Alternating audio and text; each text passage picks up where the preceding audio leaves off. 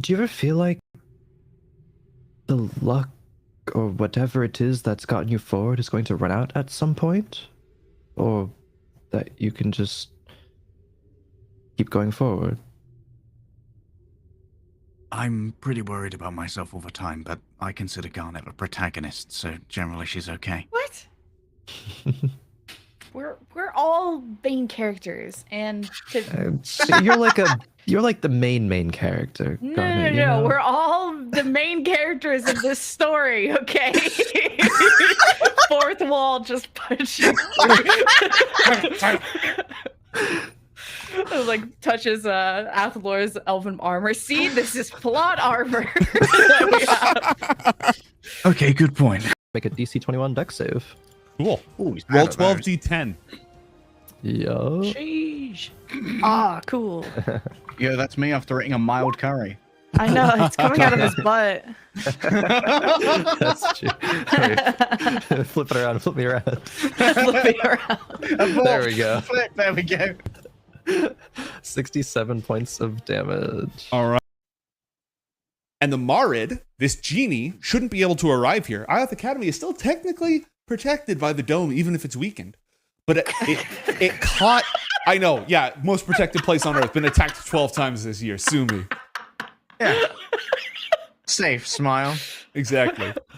Any safers in chat? But the Marid essentially hitchhiked on that pole of magic. When the water elemental came up, it sort of followed along with it. It drafted behind it, and that's how it was able to arrive. And there's your natural 20. I just like the part where you say you came down a pole. I just stuck to that. Elemental strippers! Fuck! Can I get fan art of Duba Sooth pole dancing, please? I'm going to file a request for that. Duba Queen. Duba cheeks! The only thing that you notice, Garnet, is just like little touches of frost. Just the barest remnants of frost underneath where the books were. Oh, no. Wait, is this having Herald vibes of Frost origin? No. This isn't black ice. This is not Agathisian ice. You will forever pay for what you have done, Garnet. I will punish you with ice cream pies. What? This is amateur hour.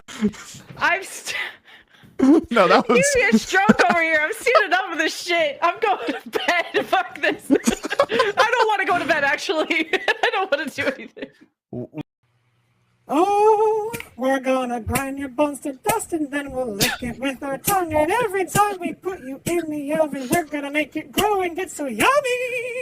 It's gonna be good. We're gonna be tasty, just like we should. You're gonna die.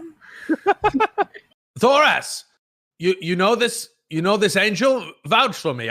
We've helped each other. Thoras does not know the angel, but Thoras is also confused as to what is going on.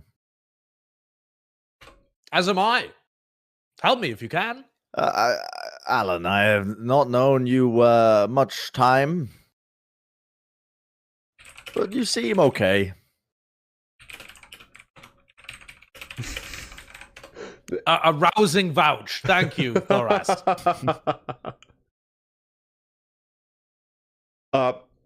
You remember when I let you borrow my car? You remember when I gave all of that money to orphan children? You remember when when I gave you those spare tickets that I had to that concert? Thoras does not remember much. Thoras can only remember falling through the sky and looking very cool. So they're going to work on an item that will permanently maintain that spell for you. Or some other long-term solution. I was gonna say, damn, they trust Athalor to not just pop that shit off like Lord of the Rings style. Yeah, that's a lot of trust in a teenager. Well, they haven't mentioned the fact yet that they're probably going to implant a spike in his heart or something with the effect on it. Yo, Chainsaw Man mode.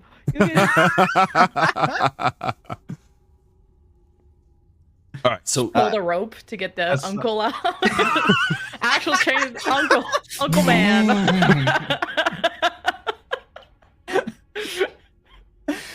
you've seen the man from Uncle. But now the uncle from man. From the man. Good lord. It's more about what we're going to accomplish. I think this is, it's beyond just me. I'll be okay. It is beyond us.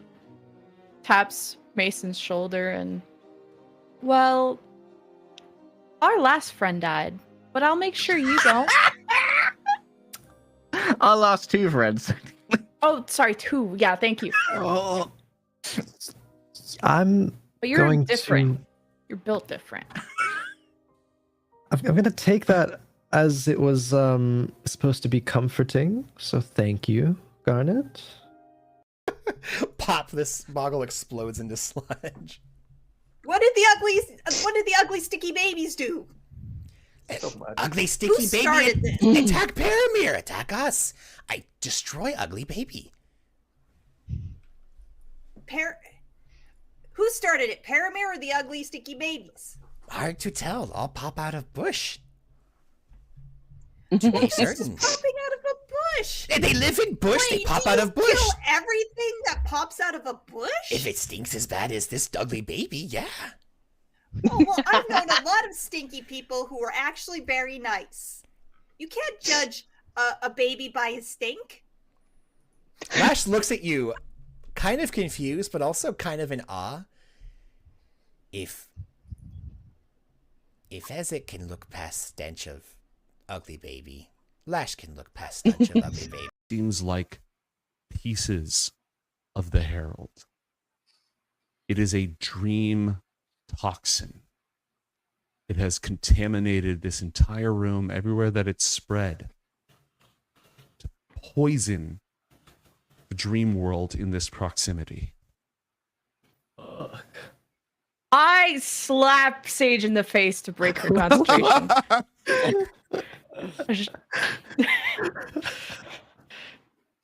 Oh no. And I whisper to Mason, I've always wanted to do that. It looked like it. That was a hard slap.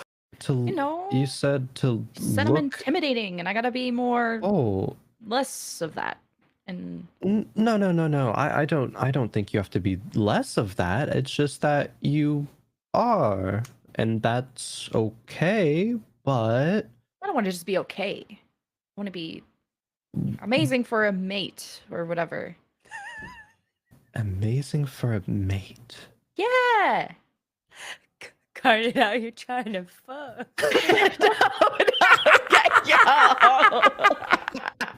Not that kind of mate. Like a crewmate. A life crewmate. Sus. Like a mate. Wow. Ooh, addition. Hunting horns, strength to the predators, woe to the prey. All right. That means somebody has to assert their dominance to gain an advantage. Whoever doesn't is we call that the Alexander bookmark. Oh yeah. I forgot about that. All right. Got a stick in the book. Thank you for ruining the subtlety of that entire moment. Just flat out saying it. I remember leg day saying it. It's just so funny. Oh god, To editing clear the that. air. There's So funny. no dick in the book. Just to clear the I mean, air. he There's has his no dick back. in the book. Well, Just he's- two he's vague, got a book back. sweaty stains. walk into Alex's area. It's gonna be. No wonder Oh, he went and God. stole it. Yeah, I needed it back.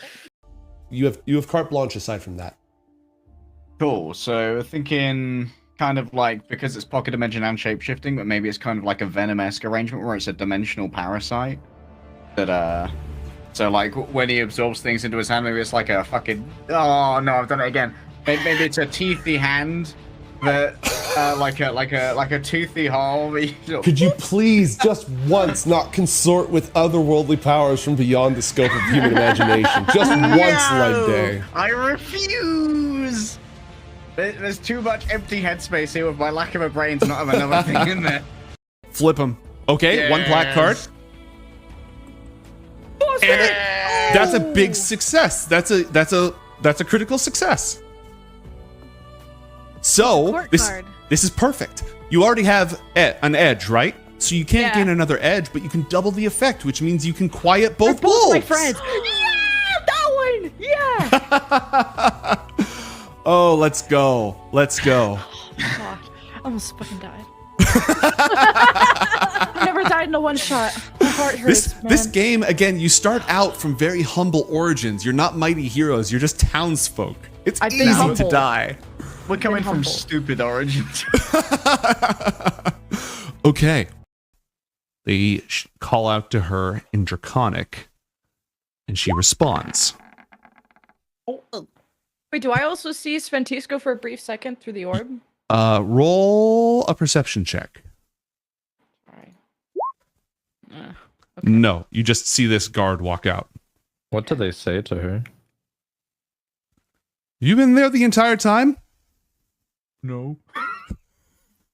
And she got a natural 1, and she says, Sventisco. I mean, no.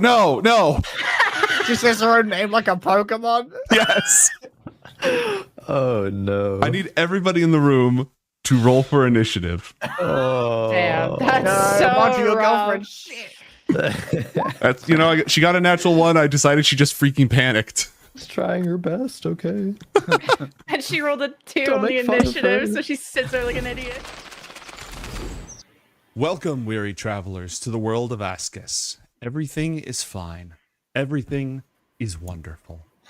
I'm Tormented by Gnomes. I will be your game master. Joining me for this, our new arc of Coriander Society Adventures, we have Drozy and LaFawn. Drozy, welcome. Why don't you tell us a little bit about yourself, where people can find you, what your internet hat is, etc. So let's see, I'm a DM for a small group that I run for Curse of Strahd right now. We're actually playing She's the Ancient.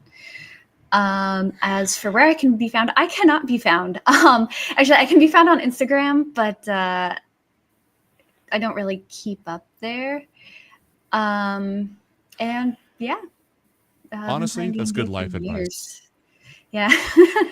Do not find me. Do not look for me. Do not perceive me. LaFawn, how are you? For folks who don't have the pleasure of your company, why don't you introduce yourself? Hello. I'm doing very well. Excited to be here.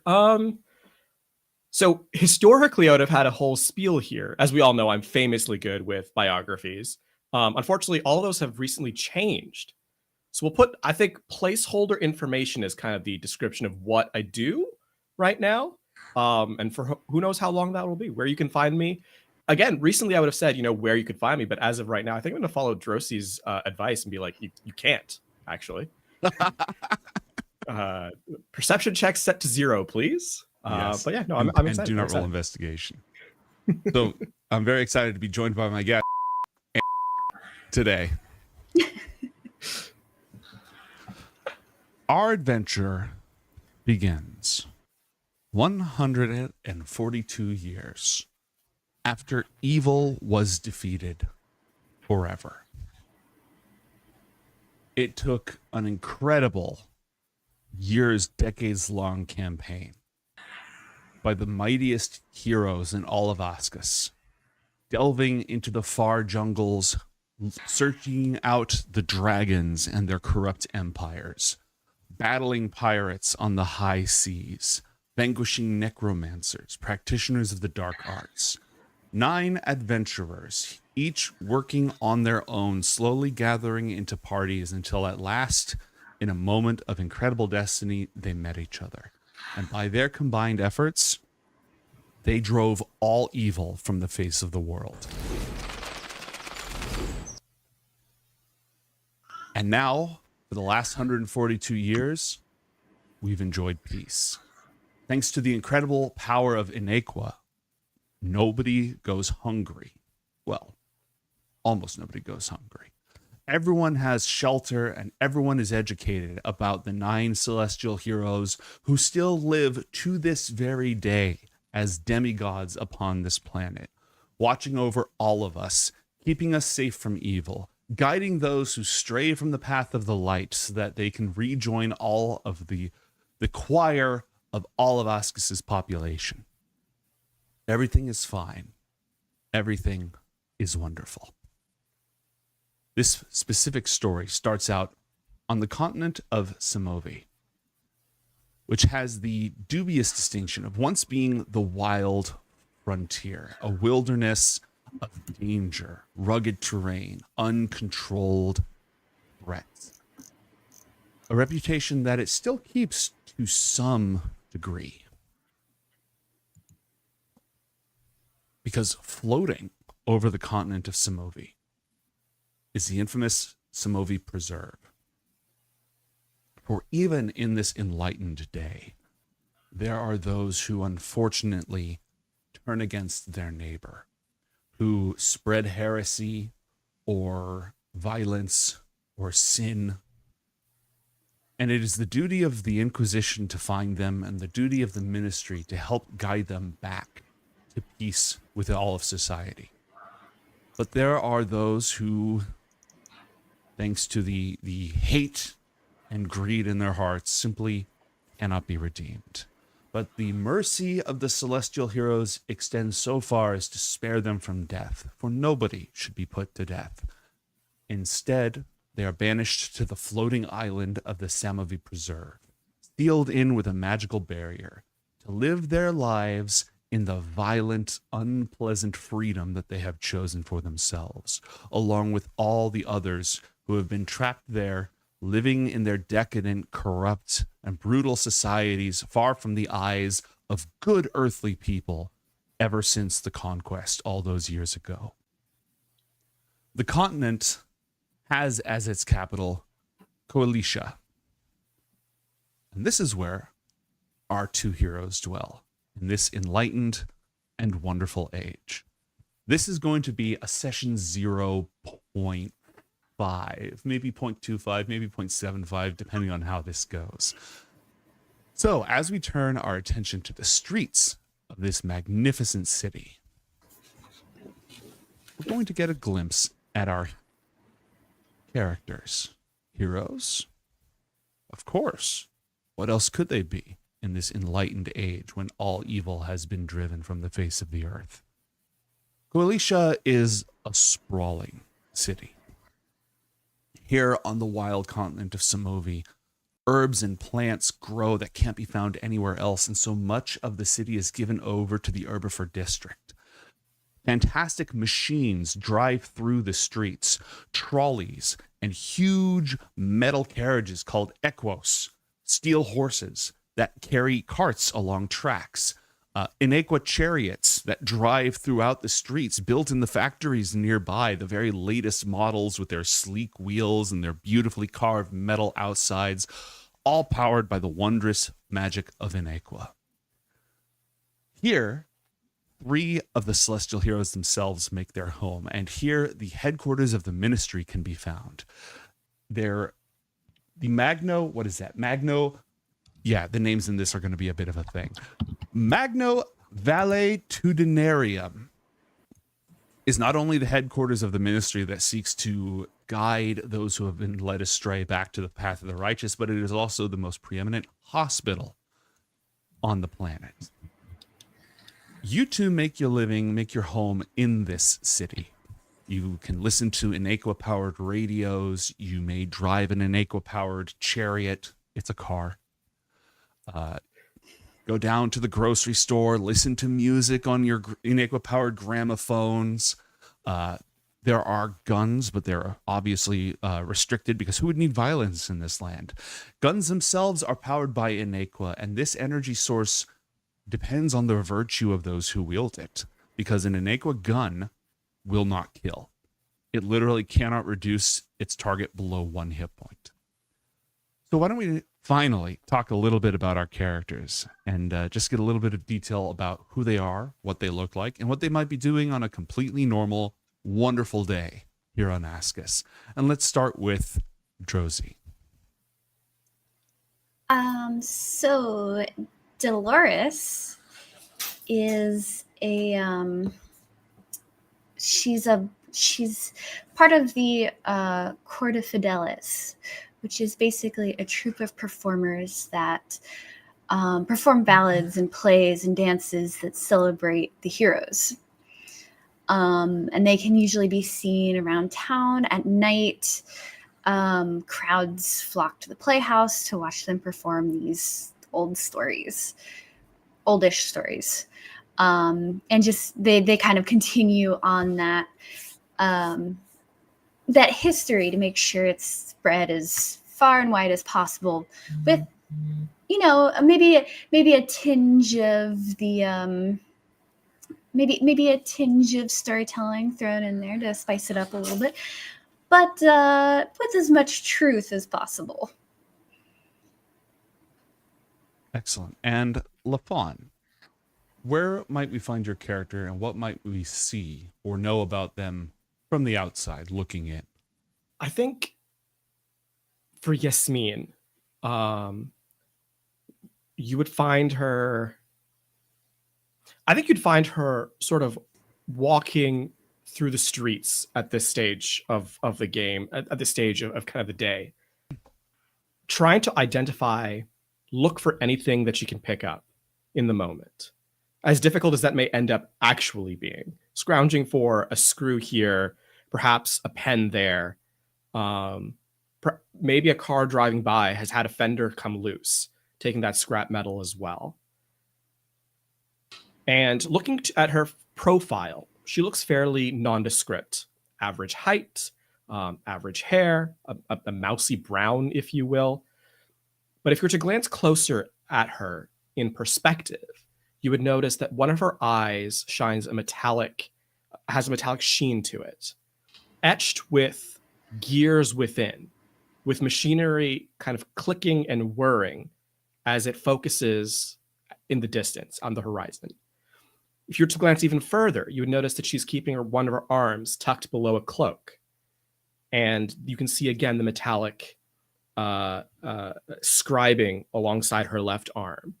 Her right arm, conspicuously, is flesh, a deep brown, marked with scars and not quite wounds, but clearly someone who's either careless or just so frequently involved in the dangerous aspects of things that some level of damage were to happen there.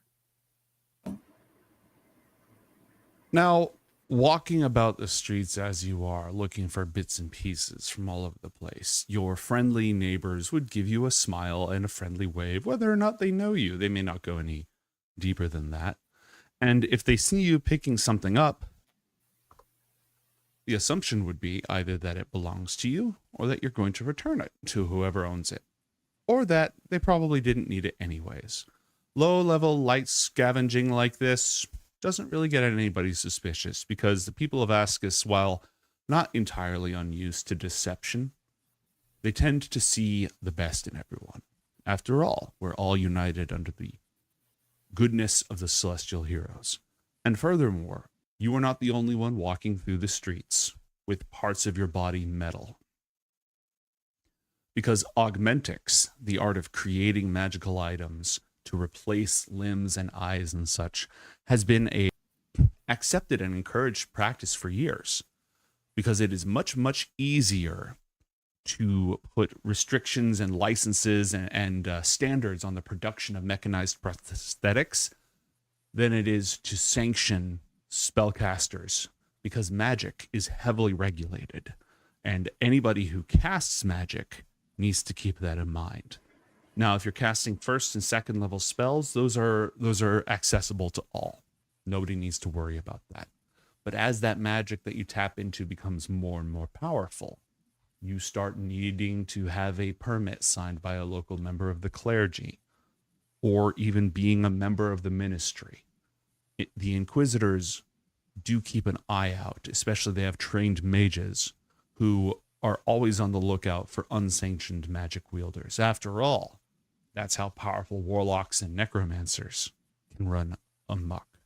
But augmentics have largely been the same for many, many years. And your particular mechanical parts may not resemble the factory issued, approved bits and pieces. which, if they were seen, might draw attention of a completely different kind. Now, life on Askis is somewhat different, again, thanks to the profusion of the power of Inaequa. It is a magical force. It supposedly is an amplification of the life energies all around them. It answers to virtue and fails to function in the hands of those who are not virtuous. And it can be manufactured. Inaequa sieves that sort of sieve it out of the very air itself can be built as big as a house or as small as a halfling's pinky. And yes, trained spellcasters can create them, but there are schematics available so that even those with no magical prowess whatsoever can learn the art of Inaequa engineering. This is what's enabled fantastic inventions, like I said, the radio, the car, etc., etc. This means that heroes and other sorts of characters in this world have access to two skills that are not normally available to D&D characters: science and technology. You can think of them as science and engineering. Science being knowledge of the sciences and technology being practical, actual applications. LaFawn, I can tell you that your character would definitely be able to pick that if it's not already a class feature. I Drozy, believe I'm proficient in both. That makes complete sense. And Drozy, what's your character's background? So my character's background is in the arts primarily, so probably not a whole lot of technological know-how. But maybe some, like, I don't know, tinkering with sets and stuff. Mm-hmm. Could Actually, fall into that. according to the rules, if you took the entertainer background, you have the option of picking proficiency in technology, probably for that exact reason. Okay. So Okay, then I'll do that. Okay. Yeah. Right. Again, it takes one of your choices, so choose accordingly. You don't necessarily need to be proficient in it because this is an era of mass industrialization. You can take a steel Equus across the continent. Like you can take a train ride all over the place. There are flying vehicles. A lot of them are Zeppelins and stuff, but they have things that approximate airplanes, early airplanes that are all powered by Inaequa. And because this is an era of industrialization and mass production, things are built to be used by people who aren't trained in them.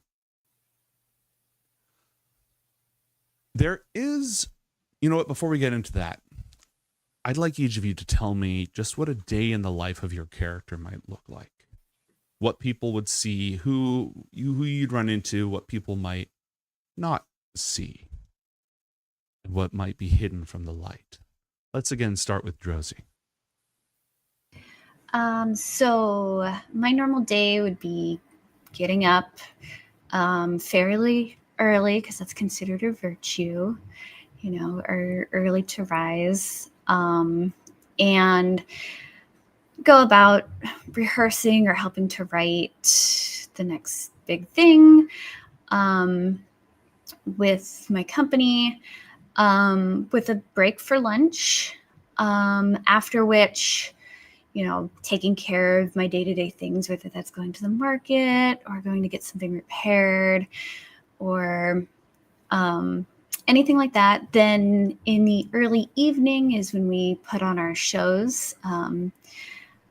We don't perform very late because that can attract a certain type of people after a certain hour, and we wouldn't want to do that. And after the shows, I just kind of like am known to like mingle, have a chat with somebody here, have a chat with somebody who may be new to the shows, and then afterwards, I might head home, or I might have a rendezvous with either somebody who is a patron or somebody who might be a little bit more on the underbelly here. Somebody that may fall on the less virtuous side.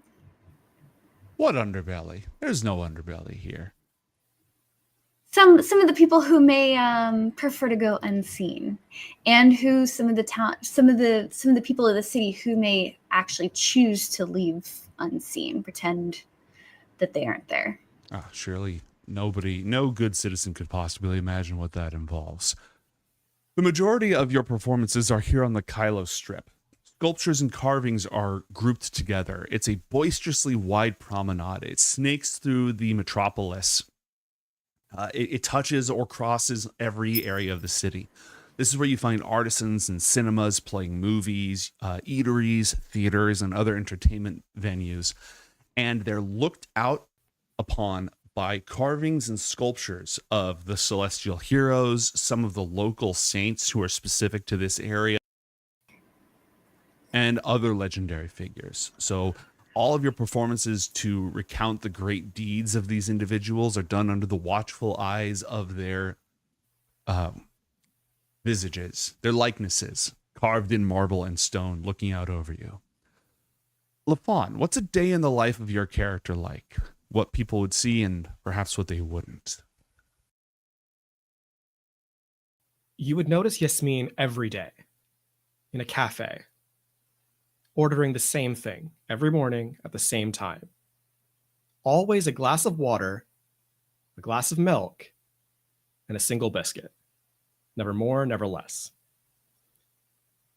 She would eat it, finish the food completely, return the glasses very studiously, the cutlery and the plate, to the bin that is set aside that customers take their empty tools to. She would walk out specifically, again, taking a quick walk around a block here and there, very, very obviously doing so.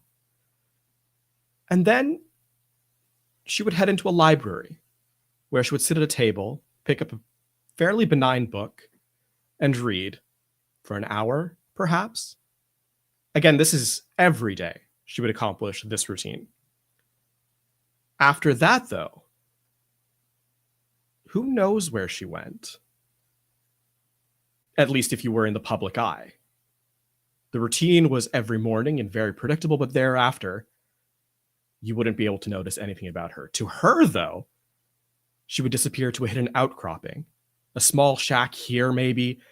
Calling it a shack very generous, perhaps. A shade of plywood rested on a bucket. Something out of the way where sound cannot necessarily be immediately generated to the surrounding areas. But if you were to find her here, now this would be a lot more interesting. Routine out the window nearly immediately. And this is where the scarring would come into full detail. It is not a careful or consistent effort that does this, but rather a combination of carelessness and the totality of experimentation done nearly every single day. After the afternoon were to pass here in this repose, she would disappear again and walk around the streets once more before quietly returning to a house where again the routine would enter into the absolute monotony of a single glass of water, a single glass of milk, and a biscuit. Now, basic necessities are usually available to all good people of this city. If you want anything else in life, usually you're encouraged to have some form of employment or craft. Does Yasmin do anything for money? She would have to. In order to fund not your biscuits and your milk, but certainly else you're up to. Certainly, right? If you were to want to head downtown somewhere with a vehicle, you would need money to fund that. Mm-hmm. But it's not quite apparent what she does for work. Instead, money does seem to appear, and yet, if you were to ask anyone where she works or when she does it, that would be a great mystery.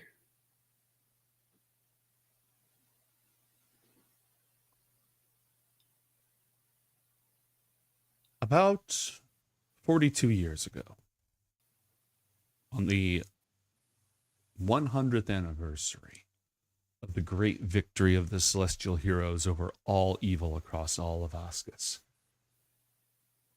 With the enclosing night on the horizon, people tell stories of roiling coronas of energy, patches and clouds of bruised red and purple, unnaturally floating through the sky.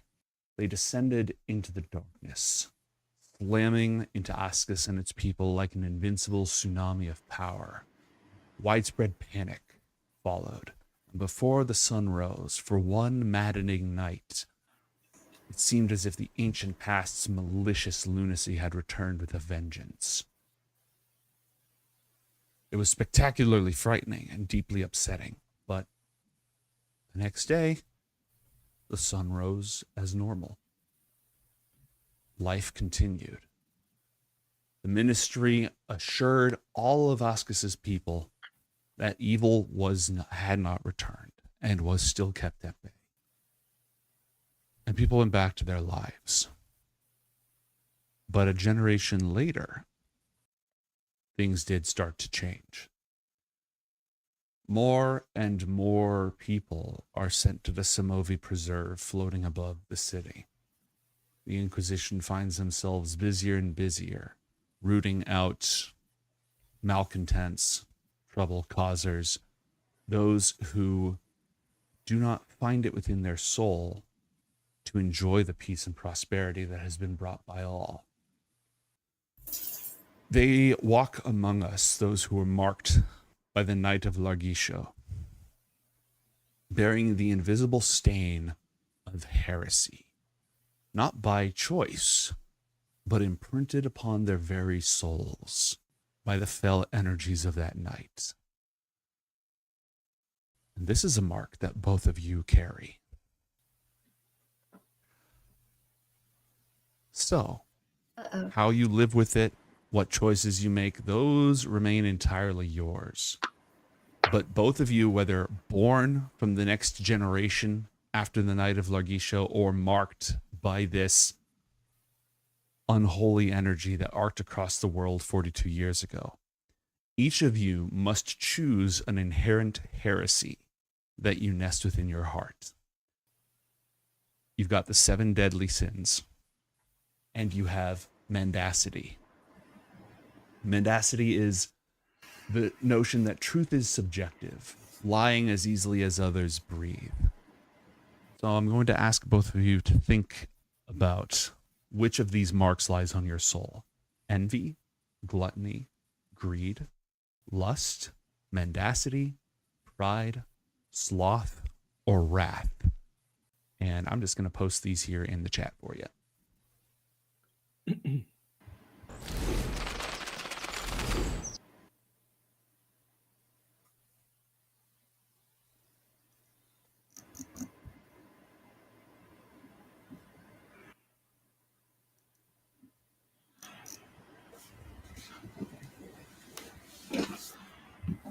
If I was smart, I would have done this beforehand, but not.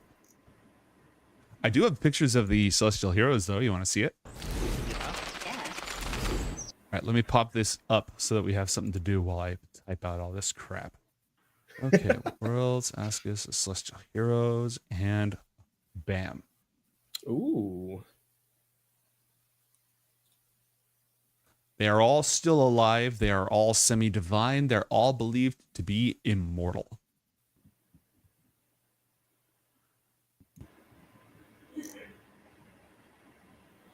Those wings are cool. Right? Mendacity. All right. These are the 7 inherent heresies. You have each been marked by 1. I'm going to need you to think about it. Mendacity, again, is that idea of truth is perspective. Yes. You find it hard to not lie. And again, these are things that are categorized as sin by traditional morality.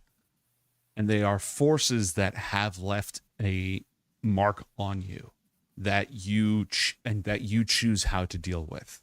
They are things that could lead you to harm others to satisfy your own needs and desires, or they could simply give you a different perspective. But they are going to have a role-playing and mechanical impact on your characters. And these are secrets that you have been carrying with you all your life, or depending on how old your character is, Josie, for the last 42 years. Actually, how old is Yasmin? Yasmin's like, I think, mid-60s. Okay, so you were alive when this happened. Yes. This is not all your life. This is the last 42 years. Yes. Okay, so it's still a secret that you've been carrying with you, but there was a before and an after. Yes. Perhaps it merely emphasized something that was already a part of you. Perhaps it introduced something entirely new to you. Let me know your thoughts, because I can also go over the mechanical sides of this as well. Okay, that actually is pretty helpful, because the way I'm kind of holding this, I do think there is, considering that before and after aspect for Yasmin specifically. Prior to this Night of Heresy, she absolutely would have been prideful, right? The idea that restrictions on mechanical innovation this is a very silly idea to her.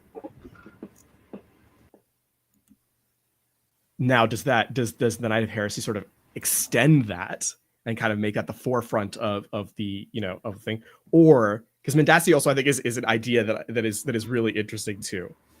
Okay. Then do you want me to talk about the mechanical side? Because sure. Yes. Gameplay can influence mechanics can influence roleplay. Mendacity. You lie up to half the time. You can suppress this, but you have to make a wisdom saving throw. Okay. And it gives you a span of time during which you don't feel that compulsion. You gain +1 charisma. You gain proficiency in deception. If you already have it, you gain expertise. And you can spend 1 Vilis point, which we are going to talk about later, to gain advantage on a deception check. If you pick Pride, you're completely certain that your keen intellect makes you superior to everyone around you. Whenever the question of class or station comes up, you are at disadvantage on insight and persuasion checks because of your pride. Your intelligence increases by 1, and you may spend a Vilis point to gain advantage on an intelligence ability check or saving throw. This makes it even harder. Do you need a moment to cook? I gotta think about this one a little bit. Okay. Drozy, where are you leaning right now? What sort of guidance do you need? Can I get the information on Lust and Envy? Yes. So, you effectively, with Lust, you have a wandering eye, and if you see someone who's appealing to you, it takes you a wisdom saving throw to stop yourself from flirting or going after them. You get +1 to your charisma, and you can spend a Vilis point to gain advantage on a charisma ability check or saving throw. So you have to literally save versus thirst, but it makes you more charismatic. What was the other one you wanted to know about? Envy. You are, for some reason, gives you disadvantage on insight and persuasion when buying or selling items. Oh, because you want it. Oh, that makes sense. Your wisdom increases by 1, and you can spend a Vilis point to gain advantage on a wisdom ability check or saving throw. A desire to possess what others already have has made you cunning, sharpening your wit to be as deadly as a blade. So bad poker face. Mm-hmm. Okay. I'm gonna go really cliche. I'm gonna go with Lust. Full bard mode. Okay. There are some mechanical things that we will work out and put on your character sheet, but go ahead and right now increase your charisma by 1. Yes. I will go. You said mendacity? Yes. Okay. Then right now, increase your charisma score by 1. Give yourself proficiency in deception. If you already had it, give yourself expertise in deception. The side effect is something that we're going to work out, like adding the whole you have to save to not go after someone, or you have to save to not lie. We're going to add that to your character sheets in the nitty-gritty between sessions. But there's some additional effects. The concepts of sanctity and sin. Good and evil in this world are more than philosophies. They have to be, or perhaps they're less than philosophies, because they are energies that can be detected. They are forces, cosmic forces in this world. The incredible technology of Inaequa, supposedly, is linked to virtue. Those with a kind, pure heart can operate Inaequa equipment with no problems. Those who are neutral may struggle to get things to work. Their car may break down. Their coffee may be lukewarm. Things don't always work well for them. And because this is obvious, it's an outward sign of their lack of conviction. This marks them for pity, shame, peer pressure from the rest of society. And for those of a truly evil bent, such things will not function at all. But perhaps when we say evil here, evil is only skin deep. Because each of you, being from this world, has 2 additional ability scores. Sanctity and sin. Sanctity increases whenever you do a good deed. And this is not by the standards of society. This is an act of kindness or compassion to other people. It decreases whenever you are witnessed committing an evil deed. You can use your sanctity score to convince Inaequa equipment to operate for you, even if it normally wouldn't. There are some other things that you can do with it as well. So it is, yes, a measure of how much good you've done, but also you can get away with a lot of evil and still be sanctimonious. Sin works exactly the opposite. It increases whenever you commit an evil deed. Now, this is where we could get into a philosophical debate about what is the nature of good and evil, because this doesn't matter who's watching. It affects you. It leaves a mark on you. It's decreased when you're seen doing good deeds, meaning that it is possible to have an extremely high sanctity ranking and an extremely high sin ranking, presenting an outward guise of holiness and righteousness while also sacrificing the crap out of people for power. But obviously, nobody in a position of high power or authority in this world would be like that, right? That'd be ridiculous. On that note, Drozy, with the inherent heresy of lust, your sanctity score starts out at 9. Later on, we'll figure out a way to put this, like write this down onto your character sheet, but for now, know that your sanctity score is 9. And I need you to roll 1d4 plus 1. Okay. Where is... Oh my god, where is everything? Roll20 is like 5 tabs deep at this point. Okay, you said 1d4? Plus 1. Okay.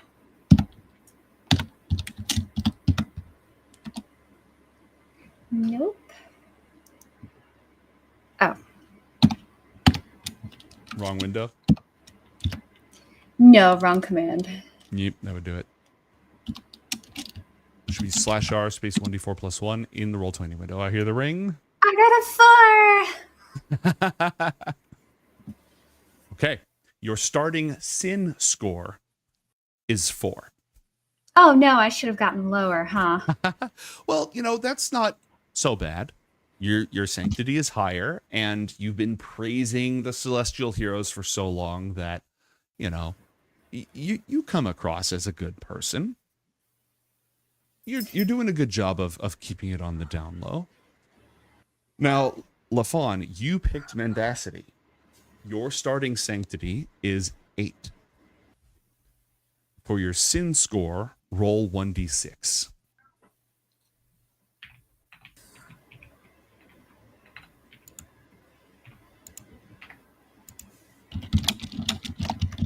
Okay, you also have a starting sin score of 4. Now that we've gotten into this, the next question I have is, have either of you ever been in trouble? Have either of you been involved in any scandal, done anything that would be publicly shameworthy or draw attention or concern? And if not, have you ever had the experience of having other eyes, perhaps more hidden eyes, watching you and the things that you do when you think no one's looking?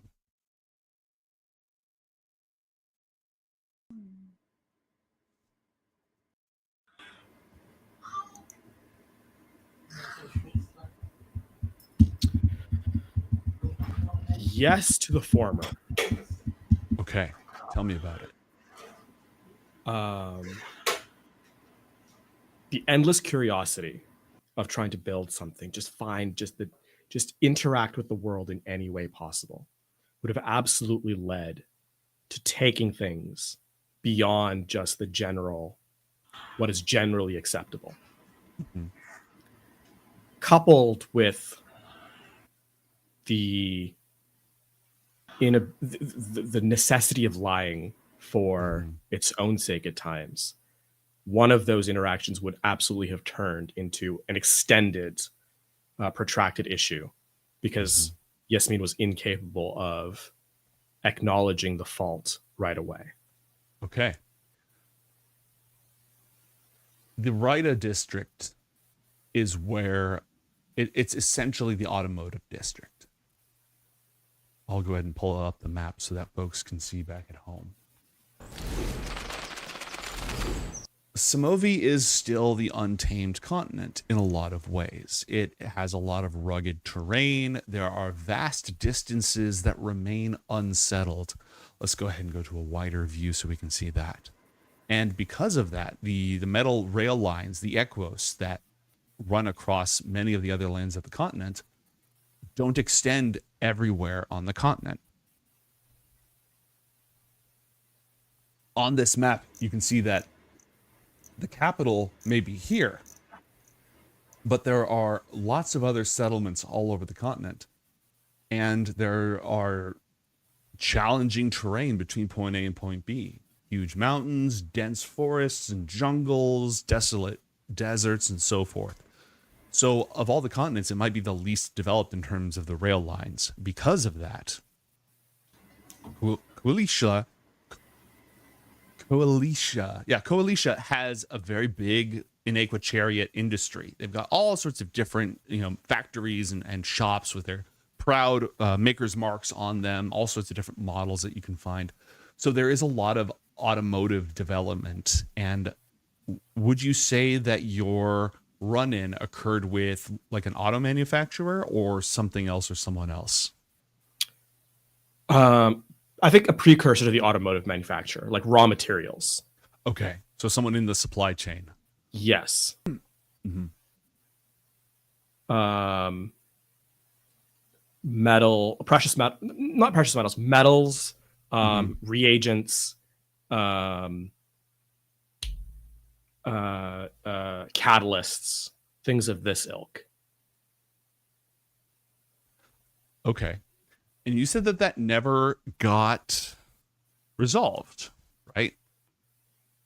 What was the outcome of that? I think less that it did not get resolved, more that it was extended. So where someone else in this area, maybe curiosity took them a little too far, they would have apologized and perhaps returned it immediately. This would have been a couple of days maybe before returning or finding a way to assuage the hackles of whoever was involved. So you made amends, returned the object, or explained your way out of it, but because you didn't immediately, oh my goodness, I have accidentally taken this from you. I'm so sorry, like any good citizen would, it became a thing, right? Yes. How long ago was that?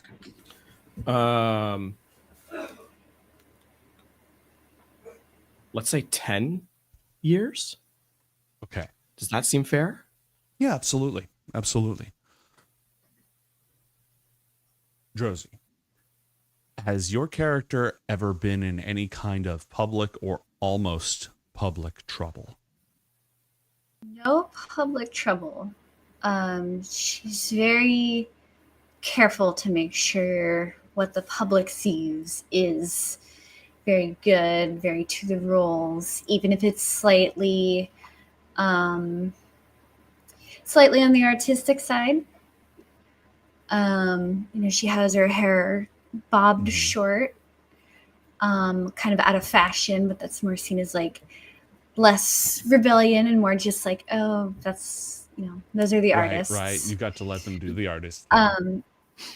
But she's very careful to make sure anytime she's seen out in public or anything that might be said of her is very, very on board, on the level. However, because of that, some of the people that she works with on those nights might lead them to a little bit of mistrust for her or kind of questioning of her motives. Okay.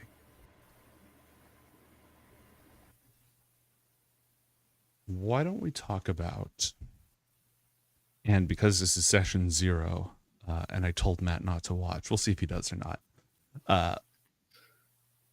Perhaps known, perhaps unbeknownst to others. Josie, what happened to your parents? My parents were both exiled for being sinful heretics. What else do you know about them? You as a player, not necessarily you as a character. And you don't have to know everything about them because, this is session 0 and you have other crap going on in your life.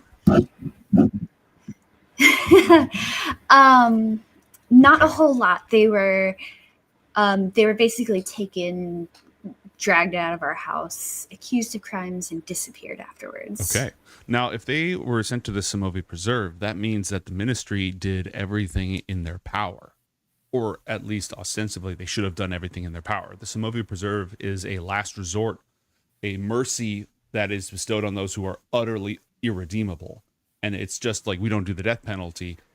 But if you die here where we put all the bad people, then that's not our problem. We didn't do it.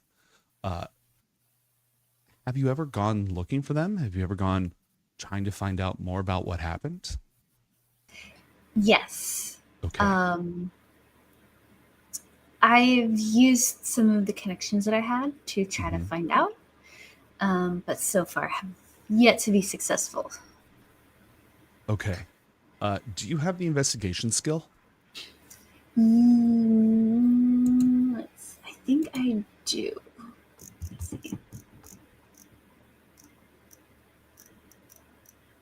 Oh boy, the PDF changed a little bit in the markings. Investigation P? Is that partial? Yeah, it's probably Proficient. partial. Okay. It's either proficient or it's partial because I forgot you're a bard. So oftentimes as a DM, while technically any character can make any skill check, I'll often say like this is, anybody could say make a math check, but if it's triple advanced calculus and you only did algebra, I'm not going to let you make a check. Or if you make a check, I'm going to restrict what kind of information you could get. However, literally one of a bard's powers is, I kind of dabble in that. So I'd like you to make an investigation check for me. Okay.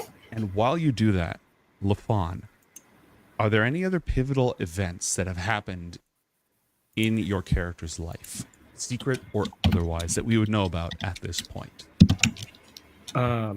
Lived through the Heretic Night. Minor interactions with locations not necessarily provided to them. And I think the catalyst for this hyper routine that Yasmin currently operates under, there would have been a third thing. But she cannot explain it. Okay. Can you? And again, if the answer is no, that's okay. Yes, I can. Perhaps not in the specificity of like a full, backstory kind of thing, but at least general broad strokes. Her creations were discovered and destroyed. Traumatic enough that she blocked out the event. Okay. Do you, LaFawn, know who destroyed them? No. Okay. That is called writing the DM a blank check, and we love it when absolutely. That happens. Josie, what'd you get on that investigation check? 21. Okay. How old, as a high elf with a very long lifespan, do you know how old your character is? If you don't, and you're just like young adult, mid-adult, like something like that, that's fine. I can work with that. Probably like younger adultish, still kind of a baby. Your parents originally got in trouble. It's like when they find a parking ticket and they use that to justify a search. Your parents got in trouble for using magic. They traveled, and you got 21 on your investigation, so you've done a significant amount of investigation. How much do you remember of them? Did you spend a lot of time with them or no? Not a whole lot. Okay. Maybe a decade at most, but questionable. Okay. Your parents were scholars. At least one of your parents was a scholar. Very, very sophisticated. Did a lot of like cosmological, metaphysical philosophy, right? The kind of scholar who doesn't necessarily is very rigorous academically, but is more about spending time with like-minded peers and getting to like get into friendly debates and have philosophical discussions about the nature of existence, and is purpose something that the universe requires or just something that we require, that kind of stuff, right? They loved that. They and all their friends are gone. Everyone that they like hung out with in their academic circles, they're also gone. Your parents weren't members of this group, but they were friends with members of this group called the Tarvorial. Okay. The Tarvorial were all locked up, sent away, disappeared. The last 20 of them were actually eliminated by the 9 Celestial Heroes themselves. In this era of peace and enlightenment, the 9 Celestial Heroes mobilized because they live on different continents. They live like incredibly far apart from each other. They actually unified and got together to take out the Tarvorial score, the last 20 of them. The crime that your parents were accused of, unsanctioned casting of high-level magic, that should have been like hey, you can't do that, you need to go through the ministry to learn responsibility sort of thing. That shouldn't have been you are irredeemable and you're going to the Somovi Preserve.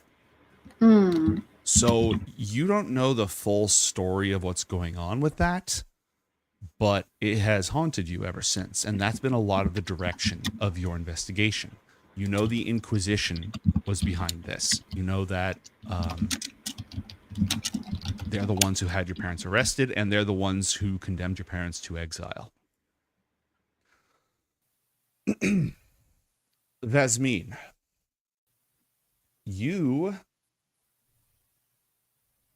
do you know that your inventions were destroyed, or are you not even aware of that? I think there was evidence of at least some of them being destroyed. Okay. What were you researching? You don't have to be super specific, but like what was the direction of your research? One of the more obvious items would have been a weapon, a gun perhaps, married to the magics that could have been allowed to cast through them.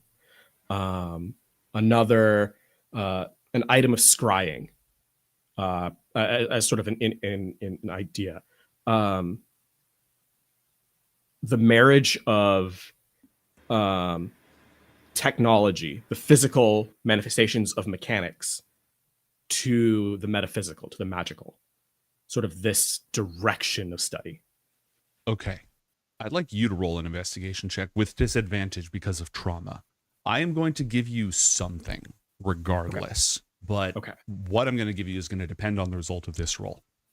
Okay, so investigation check. I haven't added my ability score increases from the level that we're at, so I'm just going to use the basic of selection and then go from there. That's fine. This is a ballpark roll. It's not like there's a DC of 27. You know, this is just sort of taking the temperature. And this would have happened how long ago did this happen? So if the hullabaloo was 10 years ago with the auto supply chain, this would have been more recent. Okay. Let's say if 10, we'll do very recent. We'll do 3 years. Okay. Now, how do I do advantage with this one? Are you just rolling directly? Just roll it twice. And this is disadvantage. Just roll it twice. We'll take the worst of the two. Okay, sure. Once we do a full roll 20 conversion, there'll be convenient buttons for you to press. But for now, just roll it twice and we'll take the worst of the two. Well, I think we found it. It could always get worse. It could always get worse. So a total of 4. Okay. Then I'm going to tell you things that Vasmine may not necessarily know. Sure. Vasmine knows that she was listening to the radio. That's like one of your last memories.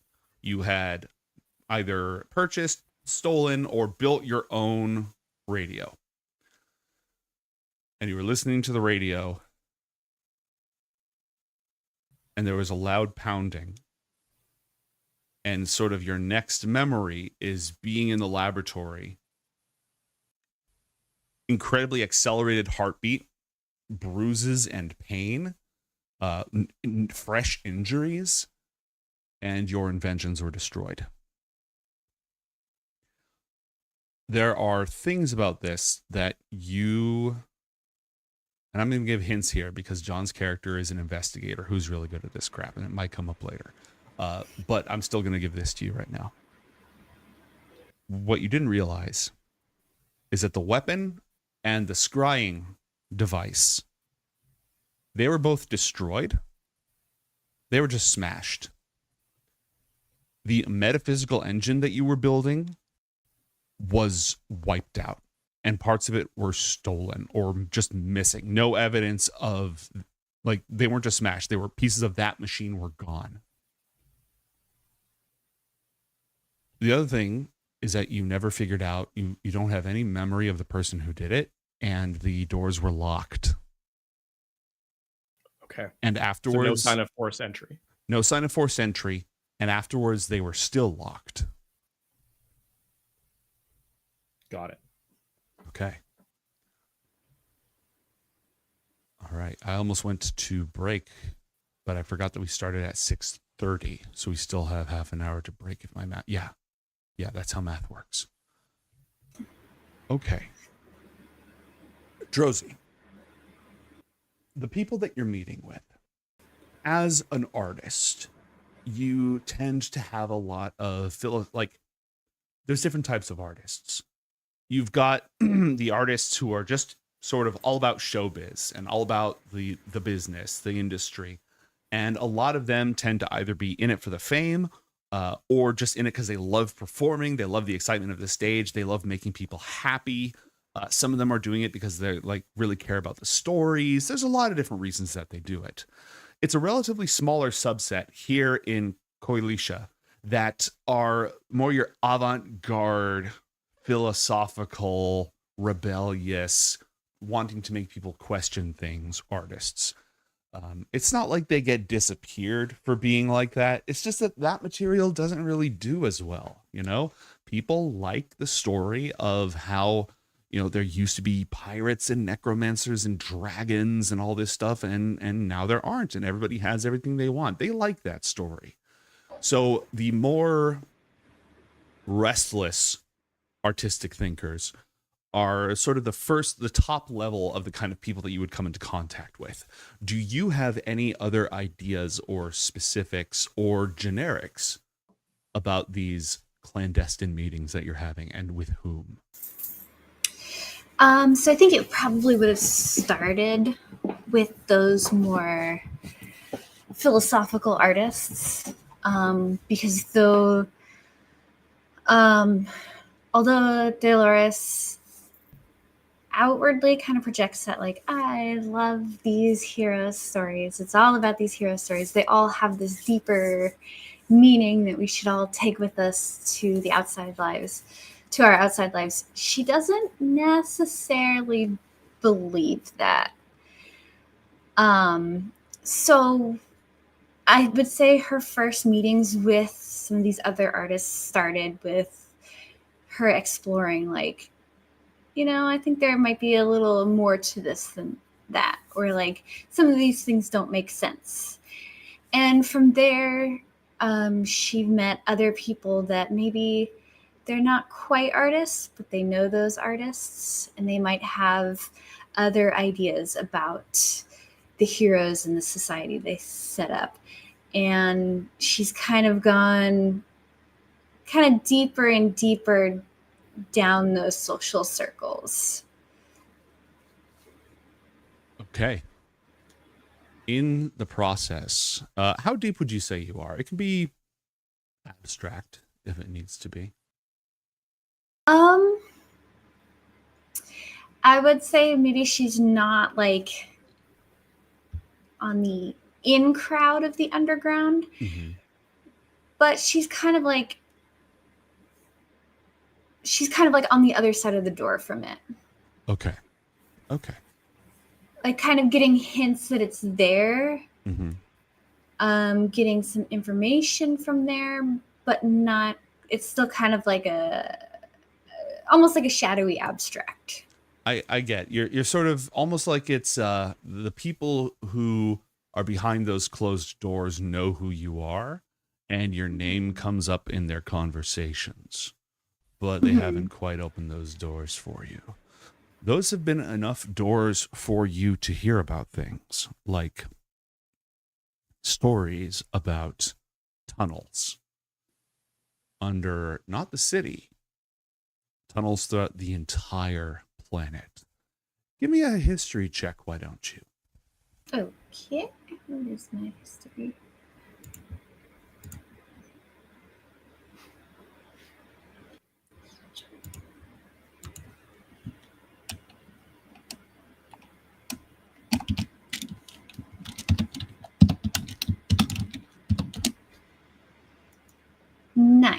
Nine. Okay. Tunnels that didn't exist until right before the final victory of the Celestial Heroes. Tunnels that they don't necessarily have mapped out, where people still live in hiding. Some of the only people who aren't part of this worldwide enlightened society. Now, a lot of those stories that you hear about these tunnels are not good stories. They involve monstrosities, things that escaped the purges on the upper levels, monsters and the monstrous, experiments, machinery, horrors that cannot be described. Which, if you sent a proper artist to see them, maybe they could be described. Maybe the people who have gone so far just aren't sufficiently eloquent.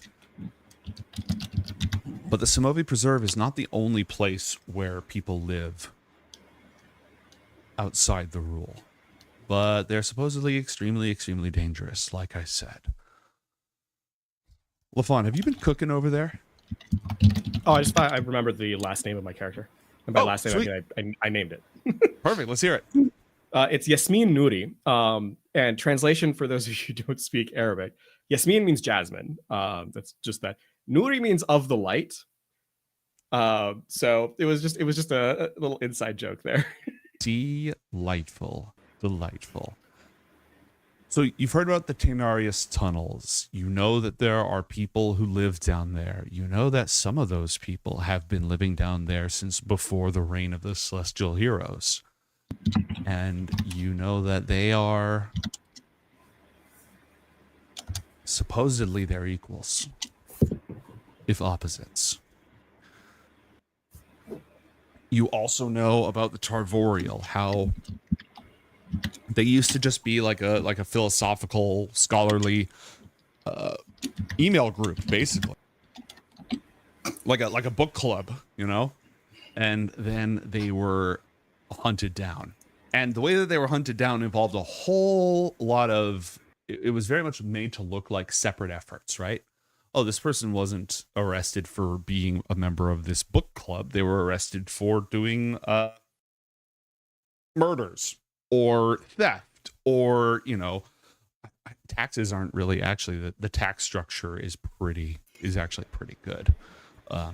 That's how everybody here is funded. Like, actually, the standard of life is pretty decent for the standard of living is actually pretty decent for most civilians. So they got that going for them, which is nice. But there were lots of other reasons manufactured. So it was designed to not look like a collective effort until the 9 celestial heroes, who are level 20 demigods, descended upon the last 20 of them and wiped them out. Can you roll for me? Let's see. LaFawn, I already had you roll investigation. Could I get you to roll an Arcana check, please? Arcana is intelligence based as well, right? Correct. So it'll be this. We're on fire today. We're vintage. Oh, it's a good thing that we have Streamlabs for this campaign. Because if your rolls are going to be anything like they were last time, this is going to be a very, very challenging ride. It's okay. I'm good at putting enough convincing in my regular RP to dodge the roll. Your ROLE role play is enough to balance your ROLL role play. Yes. By necessity, more than anything else. Okay. Are you proficient in history? No. Okay. Let me double check that. I have so many tabs open. Yeah. Relatable. Yeah, no, because I chose investigation as the skill that I was proficient in, not history. I think that makes, honestly, I think that makes plenty of sense. Okay. Now, what I need next is a way to link the two of you together, because you are locals to this world. You've been raised here your entire life. And you would, if I may, go ahead. A direction for why Yasmin would want to seek out someone like sorry, could you repeat your name so I could write it down again? Oh, Dolores. Okay, cool. Yasmin absolutely would like to look for someone like Dolores in the efforts of, I think within the first year after, the first year and a half after the destruction of her property, she would have kept a very low profile. But so inevitably, this was like a year and a half ago, right? Yes. Inevitably, there would have been an itch, a desire, a necessity to return to crafting, to the forefront. But going back to that same style would have been a mistake of epic proportions. So Yasmin is looking for someone who can be within the system enough to know information that's going on, but without it enough that it is not at risk to perhaps give information that might be more harmful to the public personality of Yasmin, if that makes sense. So you would have sought out an entertainer. Now, are you connected to her more shadowy circles of, I think at Josie, at your level of involvement with these circles, it would be more people who are questioning and challenging, but not challenging insofar as like open rebellion, just more thinking outside the parameters, just starting to dabble into what could be considered, but isn't for sure heresy. Would your connection have worked through those individuals, Lafon? Are those people who would be in your circles at all, or would you have gone for her public persona? I think public persona first to judge the safety, then perhaps go further. Okay, so in this approach, what would you be looking for? So stories primarily, right off the rip stories, information. With the fact that there is no memory here for Yasmin. What are similar rumors that may have occurred? Oh, Bard mode activated. Okay. How would Dolores have responded to something like this? Total unknown. Give me an insight check, actually, please, Dolores. All right.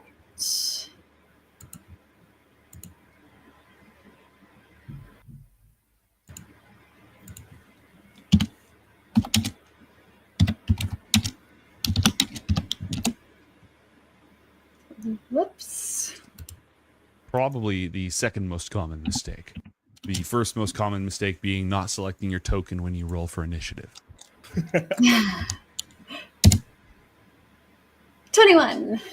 Okay, with a 21 insight, and if I was to set the scene for this, I would say it would be shortly after, and you can think of these performances as like morality plays or like not total nativity plays, but the greatest story ever told live in theater, sort of that kind of vibe, Crystal Cathedral shit. Would Yasmin have attended one of these, or would you be like in one of the coffee shops that it's like after we were in theater together, after the show, everyone in the small town goes to Denny's and you just happen to know where that Yes, it's the only place that's very open. much the latter. Yes, very Okay, much so the like latter. in a cafe after the show, late at night, you would have gone for the approach. And Dolores got a 21 on insight. What would a immediate first experience, first impression be with a decent level of, not like Sherlock scan, but vibe reading be? What would Dolores get out of that?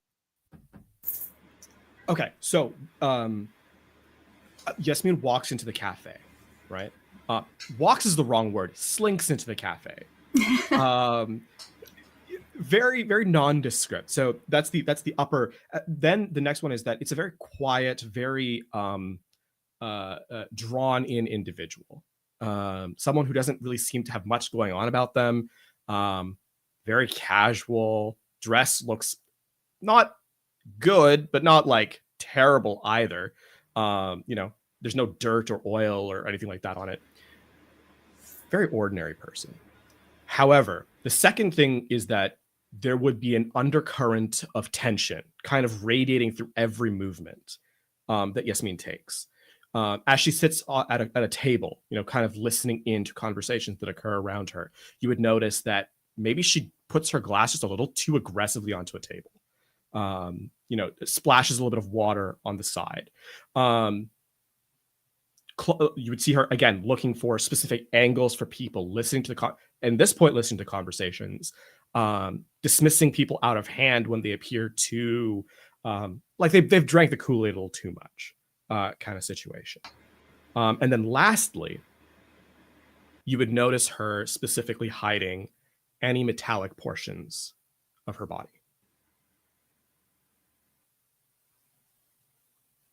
Okay. If I may suggest, maybe like Dolores kind of catches you kind of playing with a fork or something with like bent tines on the table and kind of like sees you like pocket it. Yeah.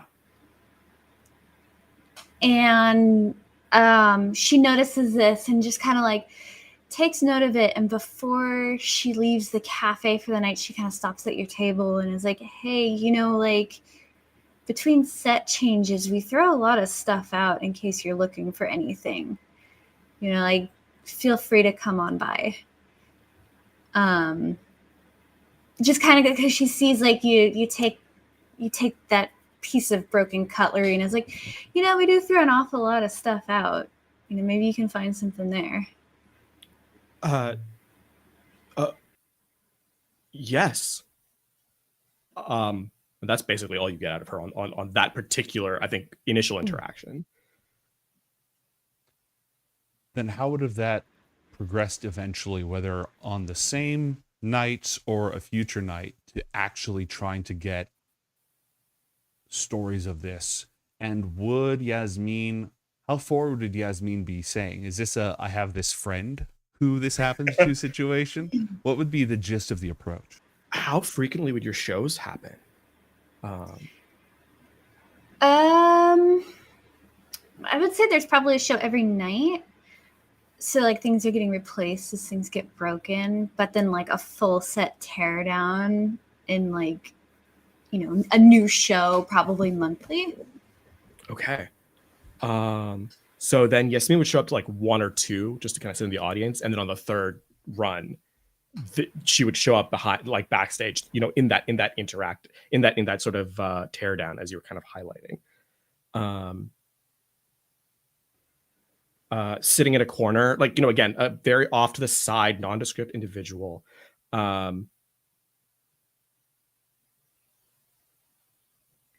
And I'm going to, I assume you're walking sort of in that vicinity.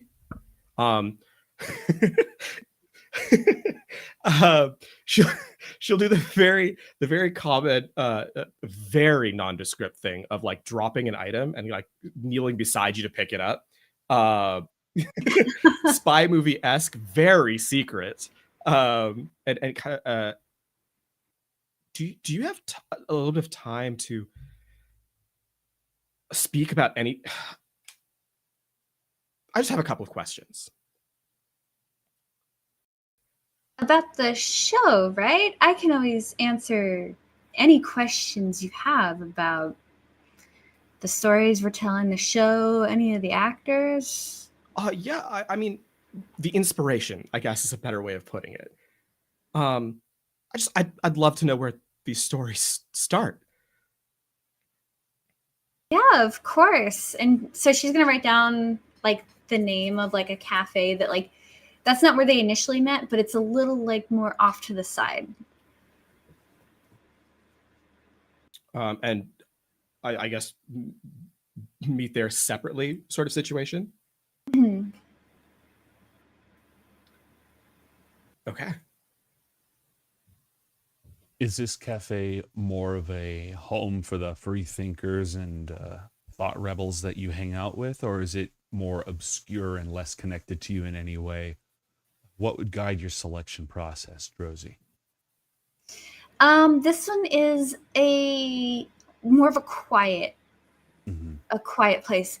It's not frequented as well. And the cafe owner is somebody who kind of they don't necessarily turn a blind eye, but they don't really care. You know, most of the time they're in the back. They're not really known as somebody to like gossip or eavesdrop. So it's a safe place to have a guarded conversation, if not necessarily an explicit one, more so that Dolores can kind of gauge what this person wants, where they're coming from before deciding what kind of information to give them. Okay. You can do as much or as little of the conversation as you like. You can summarize in broad strokes. You can do line by line. I'm going to leave this in your hands for the time being. The first thing that Yasmin wants to do with the cafe, a back corner, slightly hidden area.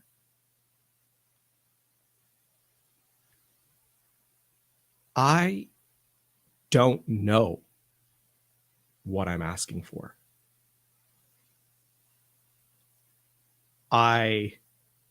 Information, yes. Specifics, unknown. Any direction is an improvement of what I already have.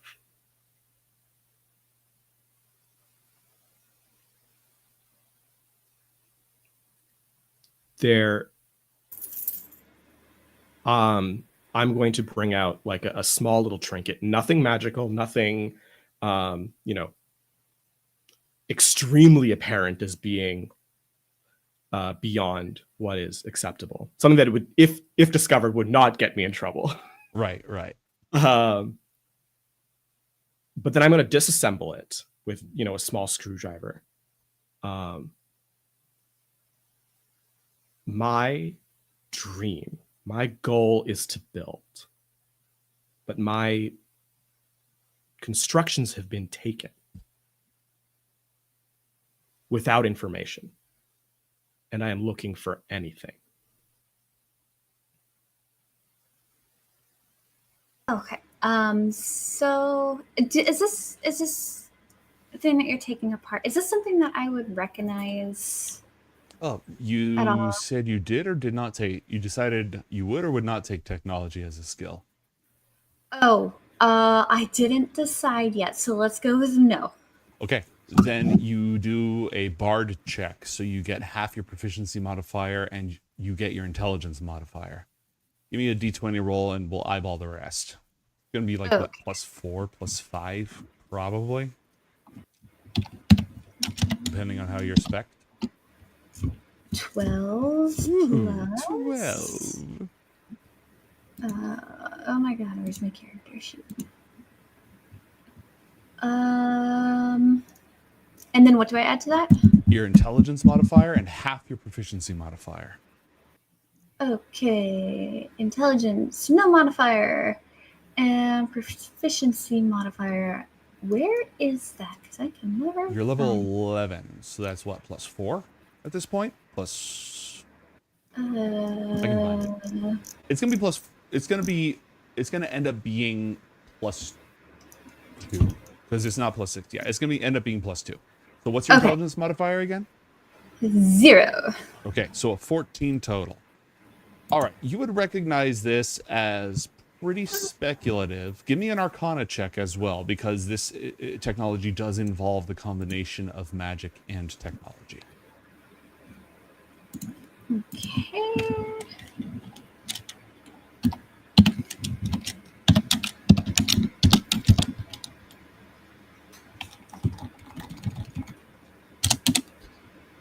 I got a 5. All right. This is pretty sophisticated. You can tell that it's not something that you've run into before. It's definitely got magic involved with it, and it's mechanical. So it probably has to do with the synthesis thereof, which is a tricky business. Okay. So not quite knowing what it is, I kind of take that into account and lean back a little bit to consider what I'm going to say next. I don't want to sell anybody out quite yet. But I'm willing to trust Yasmin.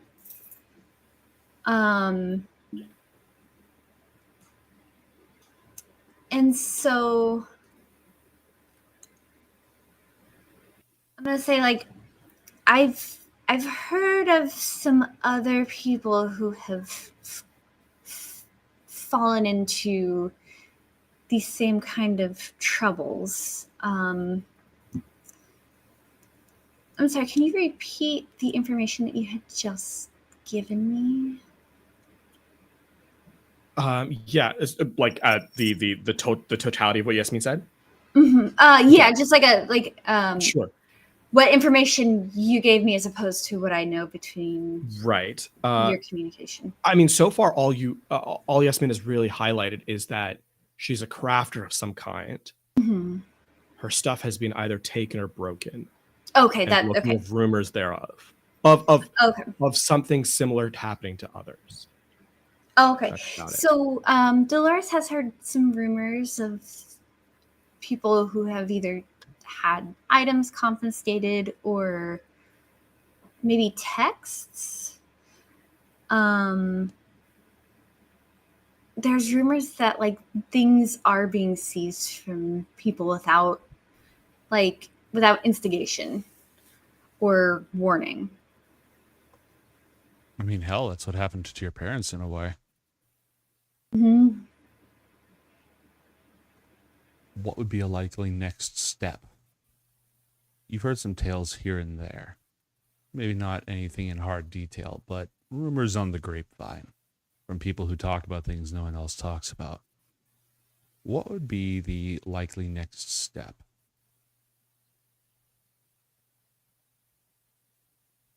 The next step would probably to try to make contact with somebody beyond where my circle kind of cuts off. Okay. Somebody who knows something, or somebody who knows something that can get us into one of the more not seedier places, but really the seedier places where people might have this information. Okay, and would you go alone, or would you bring Yasmin with you? Is this something you're like, let me go talk to some people and I'll come back to you? How would you go about that? Well, I think Dolores' preference would be to have Yasmin come with. That might not be totally allowed. Roll a persuasion check. Who's to say what's allowed? You're a bard. That's true. Okay.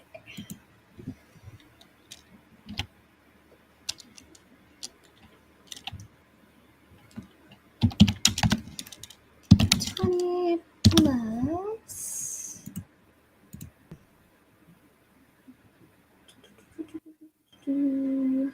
This is likely to be number large. Oh my god, plus 11. I was right. I can do whatever I want. 27. Okay. Yeah, who's to say? I mean, if the person who has first-hand knowledge needs to be there, and so it would be that you would find yourself invited to a meeting at the oldest theater in the city, dating all the way back to just after the banishment of evil and the beginning of this new era. Built in the old school, like Art Deco style. It's still used for operas and big old performances and all that sort of thing. And inside of it, backstage, is a trap door that has apparently been there the whole time. Must have been built in with these old designs. And the two of you would be invited to meet with someone who knows more about this. You have to light Inaequa lamps on your way down that kind of occasionally fizzle out whenever your mind wanders. You have to stay somewhat focused for them to work for you. These tunnels are very old. Could I get an investigation check from Lafon and a history check from Drozy?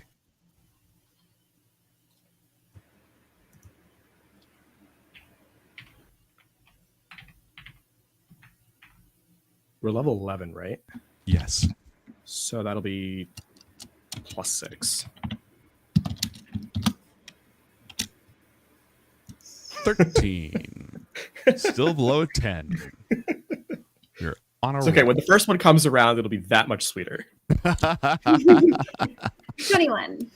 21. Sorry, I'm Okay. taking all the above 10s. Oh, don't worry. There's a long running I would say joke, but it's not a joke because there's literal evidence. Fact, reality. Yeah, that my dice luck is so bad that we even had one of the community draw a talisman for me, and that also didn't remove my bad luck. So I just had categorically bad luck. Nothing can fix it. This place, this is not on any of the blueprints for this old building. It probably should be. It definitely was built after the Celestial Heroes took over, but apparently they don't know about it.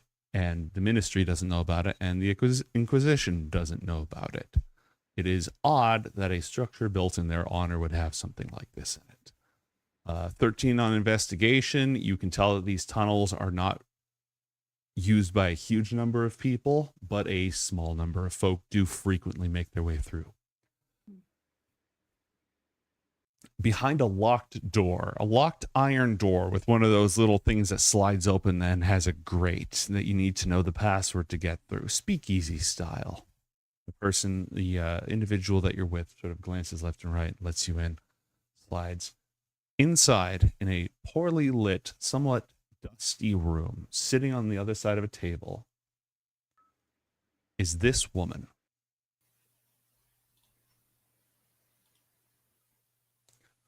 She has cord-like muscles. Her face is very determined. She has dark skin. Her hair is tied back in dreadlocks. She is wearing very tightly laced up boots, clearly designed for freedom of movement. She has one very nasty looking throwing knife at her belt. And her bracers do in fact have those big old frickin' spikes on them. And as you walk in, you can tell by the way she carries herself. She is... Give me insight, both of you.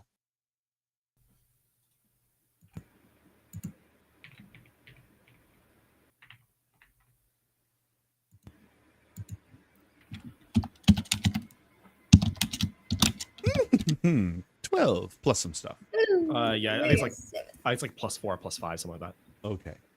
This individual is...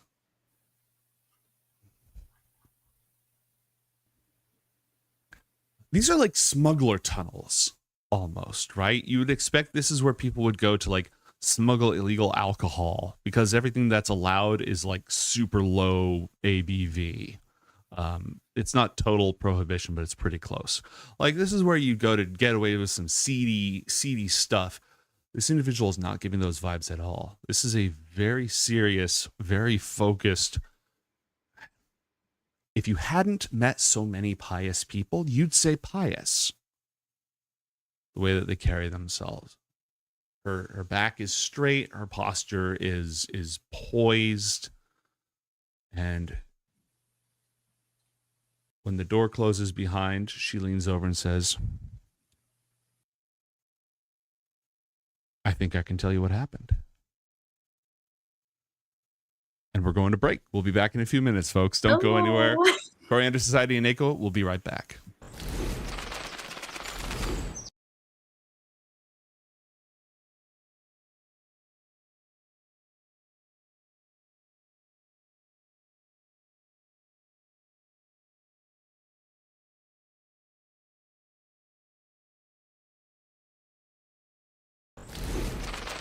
We're magic users. We don't need a fucking sword to go through planes.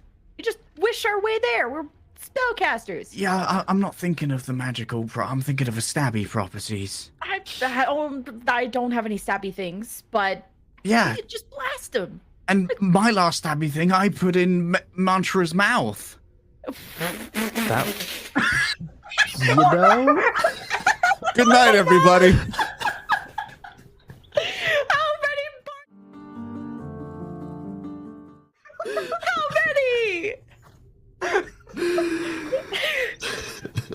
Oh, me instant regret sentence.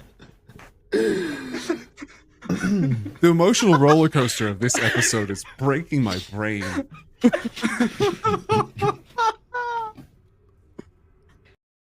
Do you ever feel like the luck or whatever it is that's gotten you forward is going to run out at some point? Or that you can just keep going forward? I'm pretty worried about myself all the time, but I consider Garnet a protagonist, so generally she's okay. What? we're all main characters, and you're like the main character. Garnet, you know? we're all the main characters of this story. Okay, fourth wall just punching. It, like touches Athalor's elven armor. See, this is plot armor. Okay, good point. Make a DC 21 dex save. Cool. Ooh, Roll 12d10. Yo. Sheesh. Ah, cool. Yo, that's me after eating a mild curry. I know, it's coming out of his butt. That's true. Wait. Flip it around. Flip me around. Flip me around. There we go. Flip, there we go.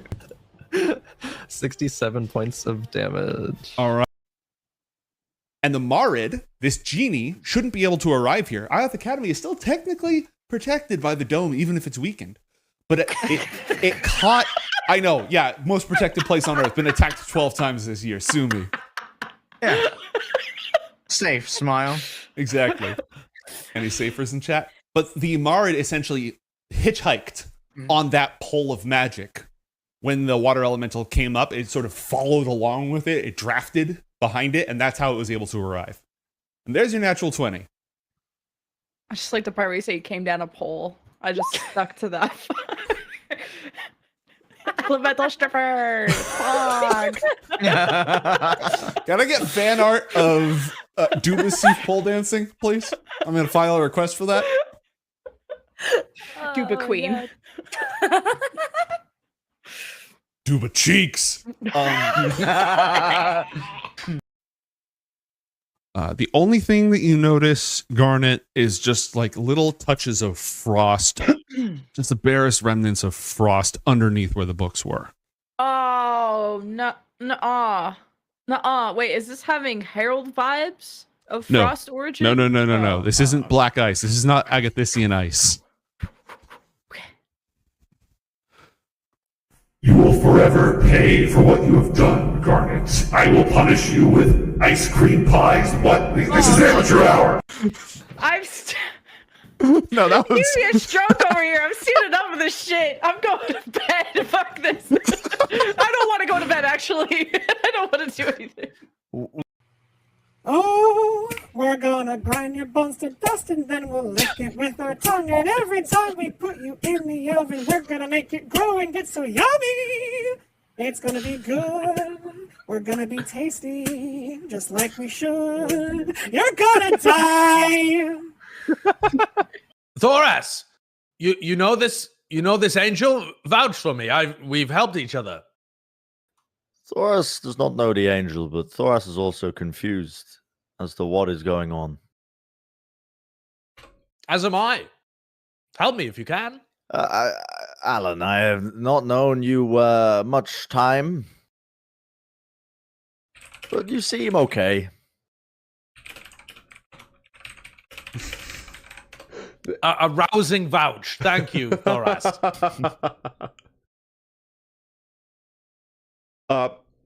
You remember when I let you borrow my car? You remember when I gave all of that money to orphan children? You remember when I gave you those spare tickets that I had to that concert? Thoras does not remember much. Thoras can only remember falling through the sky and looking very cool. So they're going to work on an item that will permanently maintain that spell for you, or some other long-term solution. I was gonna say, damn, they trust Athalor to not just pop that shit off like Lord of the Rings style. Yeah, that's a lot of trust in a teenager. Well, they haven't mentioned the fact yet that they're probably going to implant a spike in his heart or something with the effect on it. Yo, Chainsaw Man mode.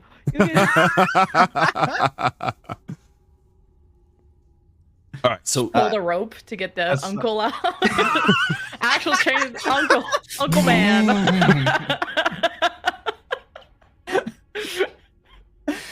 You've seen the man from Uncle.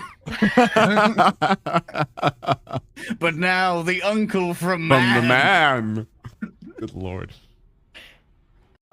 It's more about what we're going to accomplish. I think this is, it's beyond just me. I'll be okay. It is I- beyond us. Taps Mason's shoulder and, well, our last friend died, but I'll make sure you don't. Our last two friends. Oh, sorry, 2. Yeah, thank you. Oh. I'm But you're going different. to. You're built different. I'm going to take that as it was supposed to be comforting. So thank you, Garnet. Pop! This boggle explodes into sludge. What did the ugly sticky babies do? Ugly sticky Who baby started this? attack Paramir, attack us. I destroy ugly baby. Who started it? Paramir or the ugly sticky babies? Hard to tell. All pop out of bush. Well, To be it's just certain. popping out of a bush. They live in bush. Wait, They pop do out you of bush. Kill everything that pops out of a bush? If it stinks as bad as this ugly baby, yeah. Oh, well, I've known a lot of stinky people who are actually very nice. You can't judge a baby by his stink. Lash looks at you, kind of confused, but also kind of in awe. If Ezek can look past stench of ugly baby, Lash can look past stench of Welcome back to Coriander Society, Inaequa. Under the oldest theater in the beautiful city, in a dimly lit room, 3 individuals behind a locked door, almost entirely strangers to each other, are face to face. The woman with the bladed bracers on the other side of the table from you. There are 2 chairs that have been set out for you with a layer of dust that's only been recently disturbed. She claims to have answers. She gestures for you to sit. Each movement measured, precise, deliberate.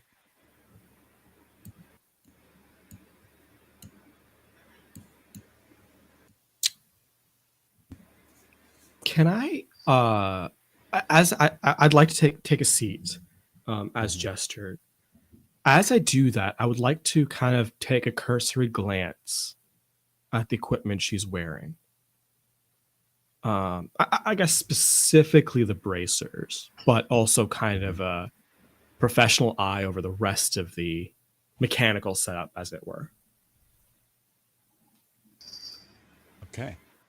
Do a science or technology check. Okay.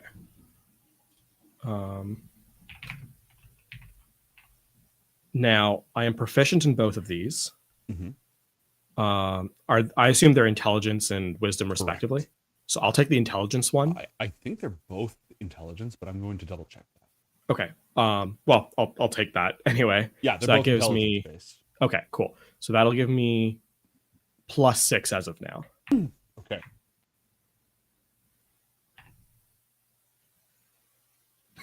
Incredible. Earlier, chat gave you inspiration. You know what? Let's spend it. If you just press Oh, okay. 20. That's much better. That is much better. That is more than 8. it is. Shout out to Mama Shimada for that one. I desperately needed it. It can happen. Okay, they are razor sharp, clearly machine worked. Like those blades have been machine cut to precision. It is an alloy of steel and adamantine. The only place you can think of that would have adamantine would be deep, deep, deep underground. Okay. What other information would you be looking to glean from, aside from the fact that it's clearly like clockwork precision creation? They are identical. Every blade is identical and symmetrical. Okay. So a master did this. Someone who knows what they're doing. Yes. With that in mind, is there a maker mark anywhere on this? Roll a perception check for me, please. Let me double check what my perception is. Hang on. Oh, that's not what I wanted to do. Perception is so plus. It's gonna be wisdom based. Yeah. That's. I'm just looking at my. It's gonna be +1. Okay. So 14. 14. What's the best way for me to drop this? It's going to take me a moment to put this up. You do see a maker's mark. It looks like some sort of a stylized clock. Okay, interesting. And I assume one that I don't recognize? Correct. Given everything you've told me about your character so far, correct. Cool. Actually, with that in mind, not recognizing it in sort of out of the context of the game here, how likely is it that I don't recognize it? If it was made locally in the city, 0. If it was made regionally on this continent, low. If it is well known and imported from like somebody who's a big deal on one of the other continents, also low. Not impossible, but the combination of the level of craftsmanship plus the unknown mark, that combination does make this unusual. Okay. So, altogether, statistically unlikely. Correct. I will file that away, file that information away, and I will just sit down and listen to, because when we came in, she said she has answers for us. Correct. Or she knows where the things went, rather. She knows what happened. Right. So I will just, with that information kind of filed away, this person at least seems to have some connection to, it's not empty speech is what I'm saying here. Right. There's something to back up what she's saying. Okay. Right. Josie, is there anything that you wish to do as you sit down or before conversation begins in earnest, or if you want to take point on conversation? Well, this is one of the first people we've met since this started. Do I need to make a saving throw? That is up to you. Let's make a saving throw. Okay, it's gonna be a wisdom saving throw. Wisdom? Mm-hmm. Oh no.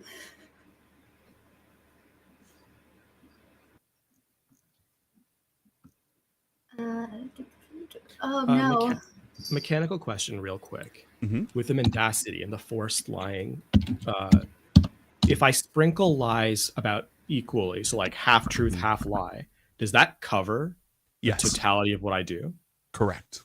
So I can choose when and where. Right. As long as you're pretty consistent with the at least 50% falsehood, you don't have to make a saving throw or anything. You can just play the game. Cool. Josie, I just want to keep that in mind to move forward. You are under no compulsion. Okay. I'm gonna take a seat. Okay. All right. She takes a moment as she investigates both of you. And then she's going to look at Yasmin and say, memory loss combined with unexplained burglary? Yes. What were you doing at the time? Fine-tuning the energy modulation of a piece. Okay, you can see she's somewhat tracking. She's not like an expert in technology, but she knows enough to at least be able to somewhat track. What else were you doing at the time?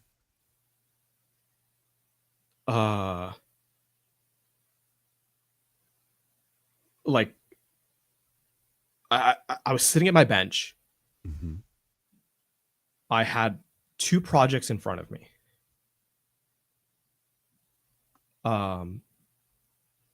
one of which was on the cusp of completion. And I don't remember the other. Were you alone? Yes. What else was in the room?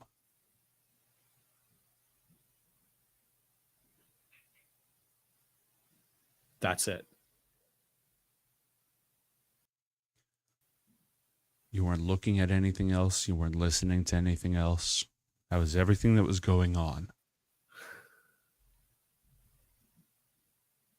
Yes. Strange. Do you want me to make a deception check on this one? Sure.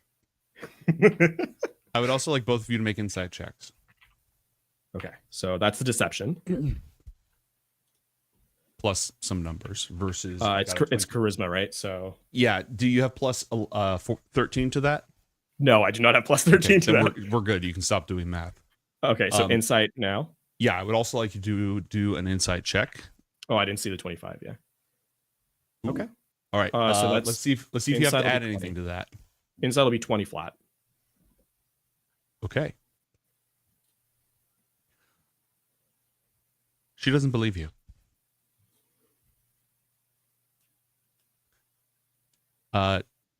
Drosy, you're just sort of...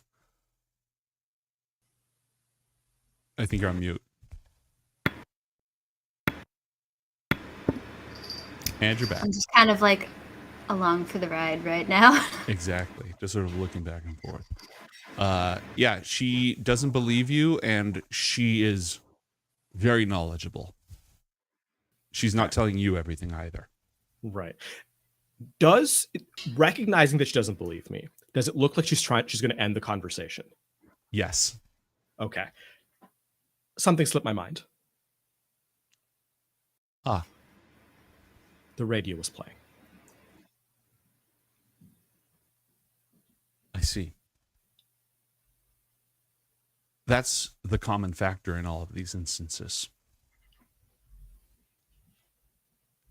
Every single case, usually somebody involved in research, development, independent, off-bracket studies, off-the-record studies.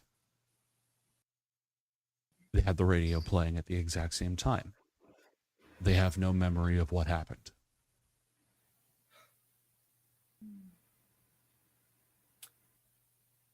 And this is any radio. One's constructed, one's purchased. Oh, I haven't investigated every single radio that was involved. I don't have that in common. I will take this because we didn't qualify what radio was playing last time. I'm going to say now it was constructed. I made that one.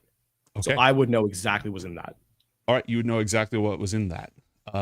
You aren't aware of anything in that should have affected you that way, unless you built it to be a mind-affecting radio. No. Okay. The culprit was you. She says this? Yes. Okay.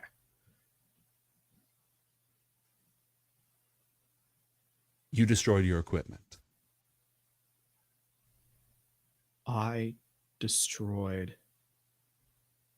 The doors were locked. I can't remember. It adds up. But how? Not how. How was I found? That is a better question. I don't know. But I can confirm that there is an interlaced broadcast being sent through the radio tower. At least in this area. Generally speaking, this is speaking out of character because this is something that you would definitely understand. And actually, Josie, you would probably understand because there are bards who are voice actors. They do live radio plays. That's a thing. And screen actors. That's a thing. It's early, like it's not the talkies yet, it's still silent movies, but that's the thing. So you would know enough to know that radio is highly localized.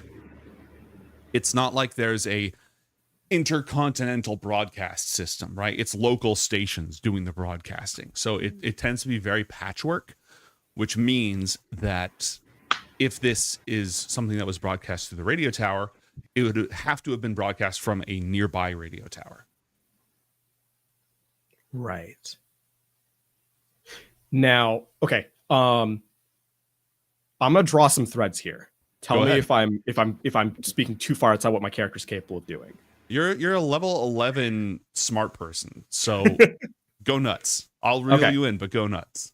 So, speaking of the towers, right? There's a mathematical outer limit to what they can actually broadcast to, right? Their range is not infinite. We already know this.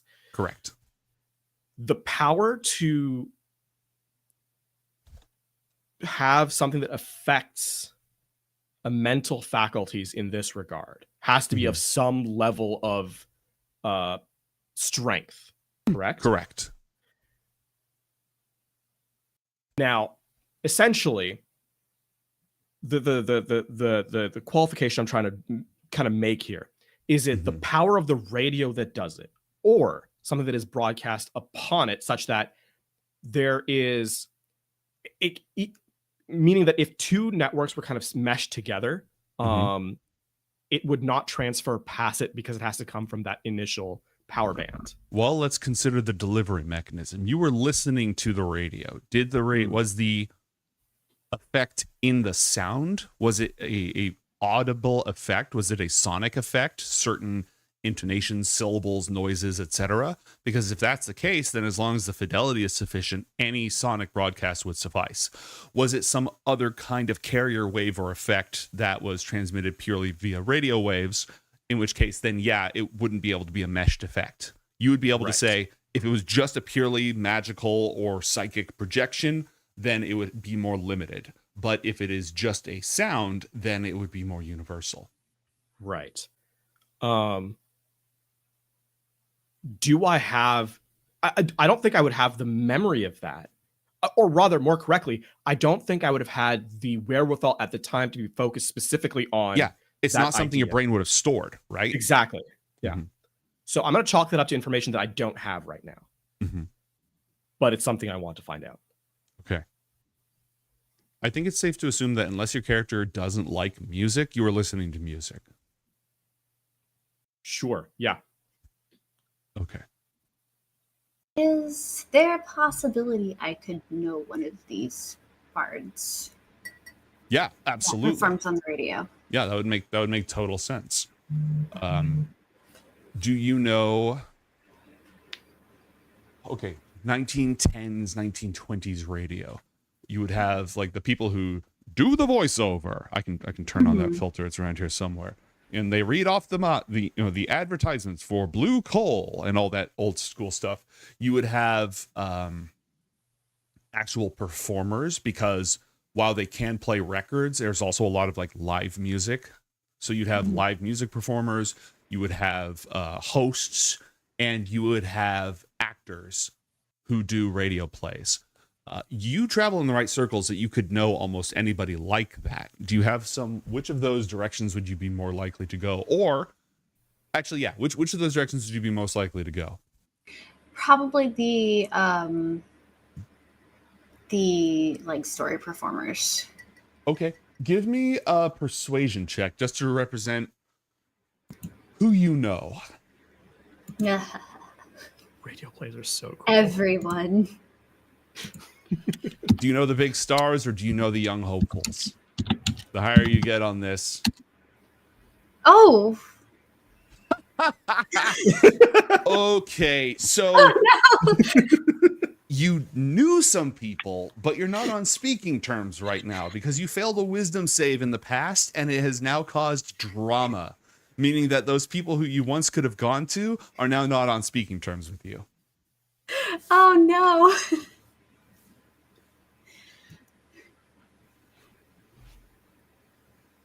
Okay, well. I mean, that doesn't mean that door is entirely closed. It just means it's a little bit more difficult.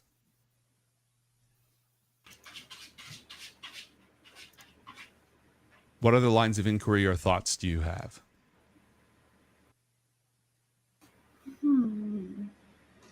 I guess we could narrow it down to which radio station it came from, at least.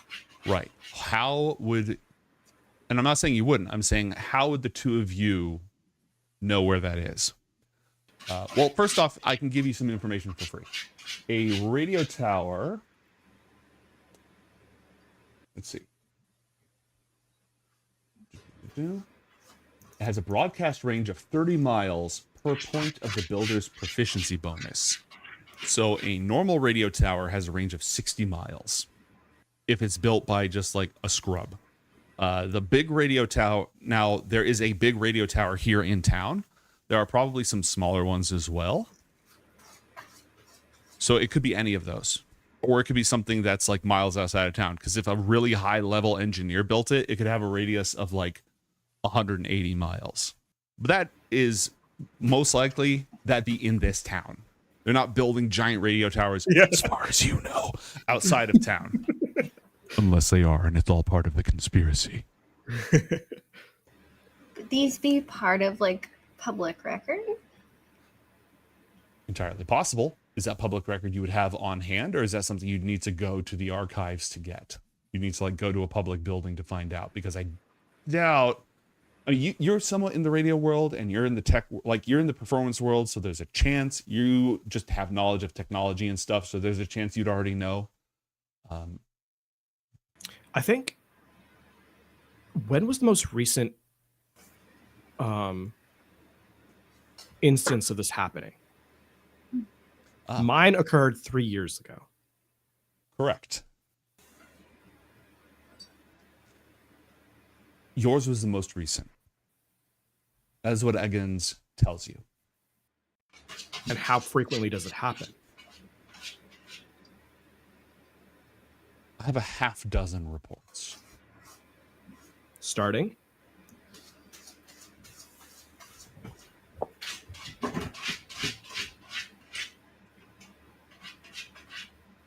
The last decade. There may be more. That's just as far as I've investigated. So we'll say a baseline of 6 over 10 years. The most recent 3 years ago. Correct. And who was affected? Engineers and mages, strictly speaking. Were they happening around the same area or all over the city?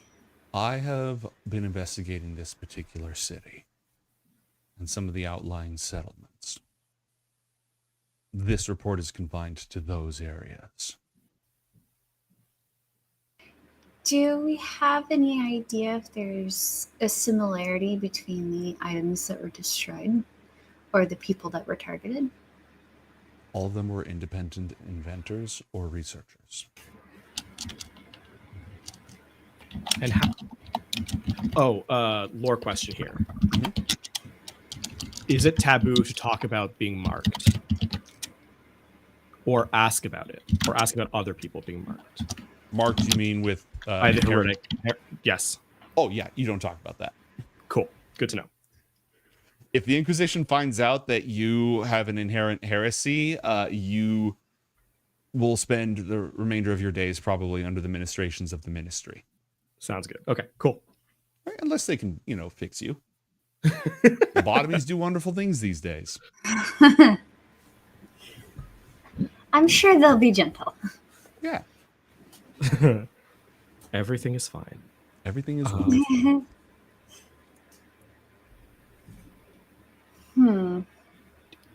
Do we have... Is there a workshop around here? In this immediate area, you're on the Kylo Strip. It's very unlikely that there'd be a conventional workshop. The closest you'd get is like a prop workshop. Drozy, you would know where those would be.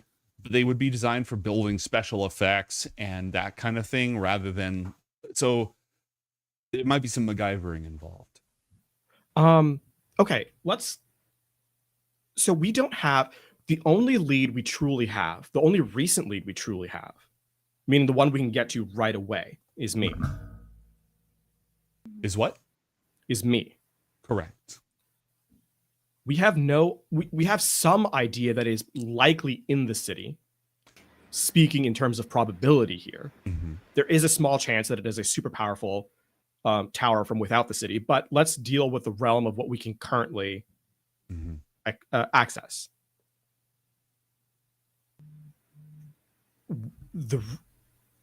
We can try and force this aspect to happen again. If I can build another radio with some filters involved, let's say, perhaps we can identify or trace what we're actually looking for here. Because right now we don't know whether it is the waves themselves, radio interference, audio interference, or something beyond. I think the first step is to isolate which of these three it is. So a workshop that is available so we can at least start this building process. If you're focusing on radio stuff, I mean, there would be recording studios and stuff in the area. Josie, you've burned that bridge, so you need to figure out, like, you either need to show up with flowers and apologies to the throuple that you broke up, or you would need to come up with something else. We can go that route. Can she be persuaded to give us a map of the other people who are affected and where, or a list of names? Would she be willing to give up that information at all? How would you persuade her? What would the gist of your argument be? Because she's shared information with you, but she's also been pretty guarded, like doling things out bit by bit.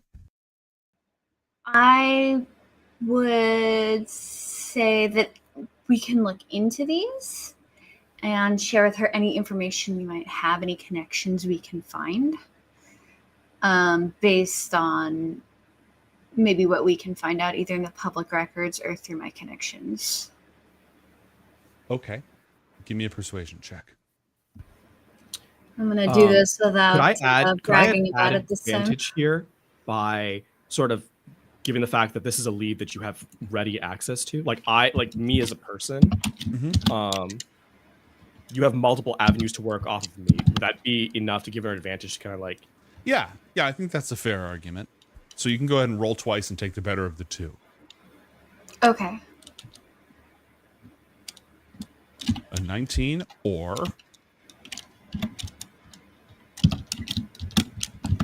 That plus 11 is so... Oh my god! It's okay. We're taking the 19. We're taking the 19. It could be worse. You don't also have a stabby stalker, which is probably like with the next natural one on a persuasion check. What? Nothing. Don't worry about it. Insight checks from both of you, please.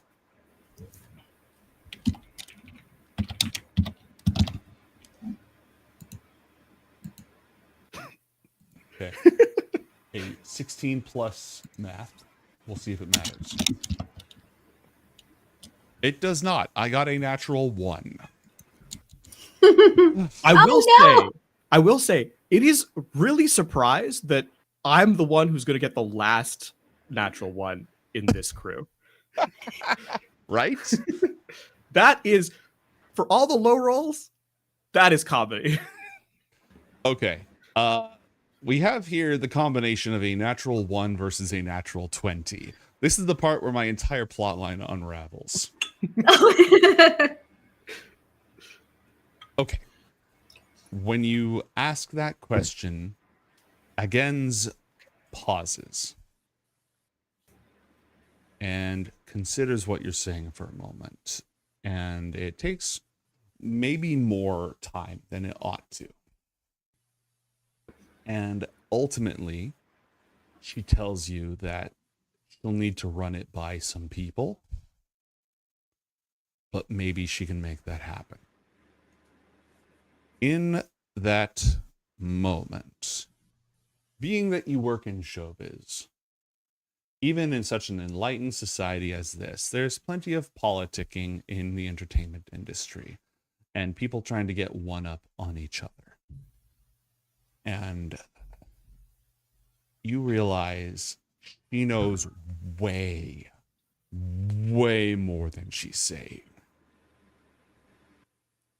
What's the best way that I can phrase this? I mean, I can't just come out and say it because of it's like what, 0.25% odds? It's 5% of 5%, right? So it's very small number of a percentage. She does not want to tell you because she's working for the person who's doing it. Oh. Okay. And she has something to gain by giving you this information and setting you looking. But she doesn't necessarily have something to gain by giving you the rest of the other people because she's working for the person who is picking those people. And I'm not eloquent enough to tell you how you figure this out in that brief moment, but I imagine there's a lot of slow-mo, a lot of zooming in on eyes and like slight eye widening. And, after the two of you are alone, you would whisper it over and that's how the audience would find out that you know, but there you go.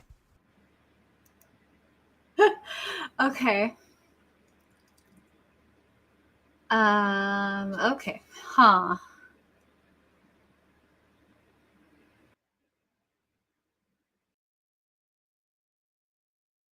What do I do with this?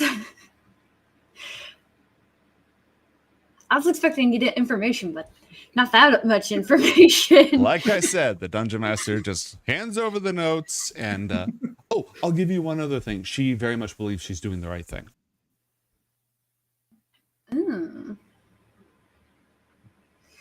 Okay, so am I able to play along that to make her not suspect that I know?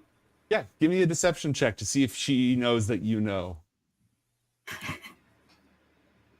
I got a 21.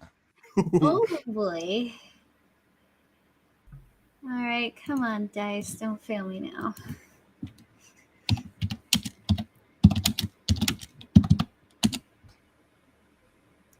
No. You are unable to tell. Actually, no, now you have to roll an insight check to see if she knows, if you know that she knows that you I know that she knows that I know. Yeah, give me an insight check. I got a 25. I don't think you know that she knows that you know. Oh no.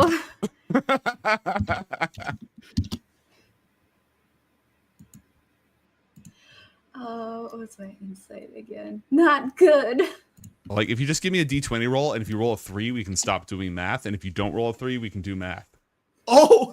You do not. That was a very good roll, but unfortunately, you don't know that she knows that you know. Oh no.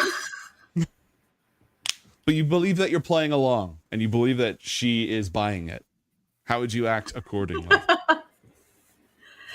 I guess like almost like cheesily kind of covering it up. Like, oh no, you rolled pretty high. You're not. okay. You're not being cheesy about it. This is not clown theater. This is two she masters. just figured it out. Okay. Exactly. Clown theater is later. She bullshitted a bullshitter. Exactly. Damn. Okay, so I'm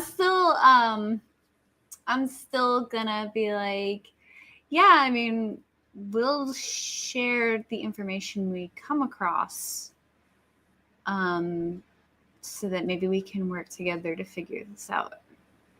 Perfect. See who's behind this. And if everyone's all right with me revealing what we know, then I'll share that as well. Trust is pivotal in these circles. I'm sure you understand. Oh, I understand. Mm-hmm. With your family, I would have to imagine so. And she gets up to excuse herself from the room. Okay, I'm gonna try to persuade her to stay and tell me about my family. Okay. Do it with disadvantage, because she knows that you know that I know that she knows. Exactly. Oh no. So roll 1d20 plus 11, but do it twice and take the worst of the two. Okay. Oh. Please wow. be a 20. By the way, if you're in the chat box and you press up, it'll load your last command. Oh, Yeah. that's nice. Okay. A 15. Oh, no. I think that's just enough to make her say something else cryptic and leave. Oh. All right. How would she phrase this? She's much cooler than I am. That's one of the big challenges of being the Dungeon Master. Portraying the hyper-intelligent entities when you have a bachelor's degree. Portraying the, like, super suave characters when you're a dork. It's challenging. It's me trying to roleplay Lady Strahd. Also true. All right.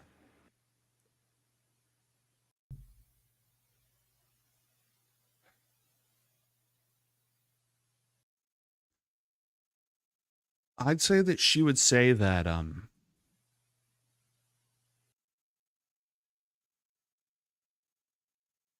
they thought they knew where to place their faith and their faith wasn't rewarded.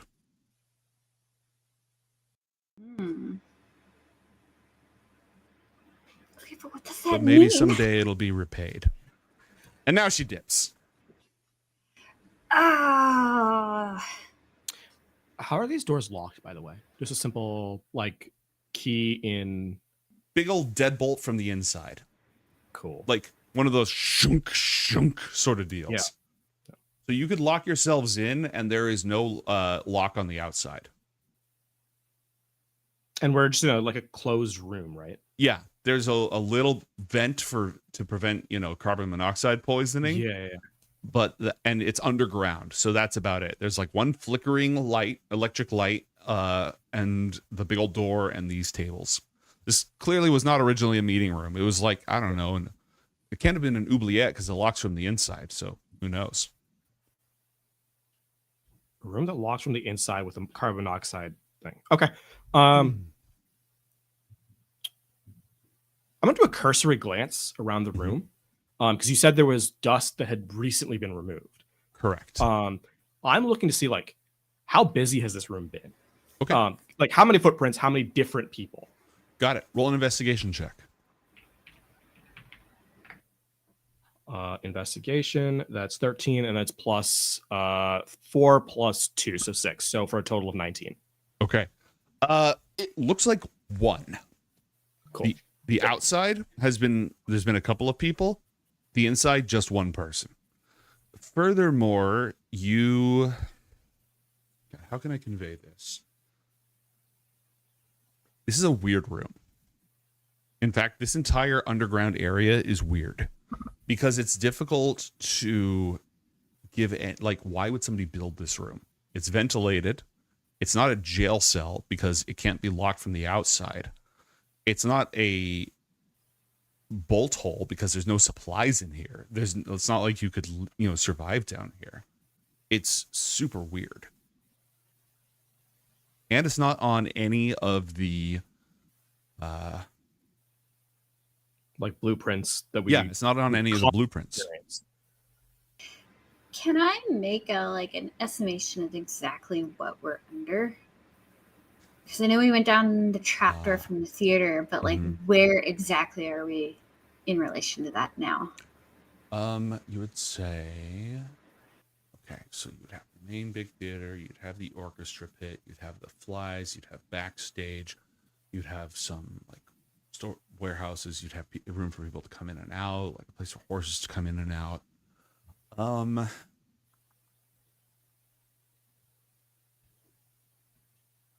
You are several layers under, but you're under one of the executive boxes. Okay. And you could probably listen in and hear conversations going on based on the acoustics of the air vent. There's no show right now, so there's nothing to listen in on, but like you could listen in on executive highfalutin clients and attendees here. Can I like what are the walls made out of? Masonry. Okay, can It's I like like basement masonry. okay, can I like push around on things to see if there's like a secret lever or something? Mm-hmm. Investigation? Mm-hmm. Oops. Could I like sort of seeing this starting to happen, basically just give a hand? Yeah, give me a technology check to back it up.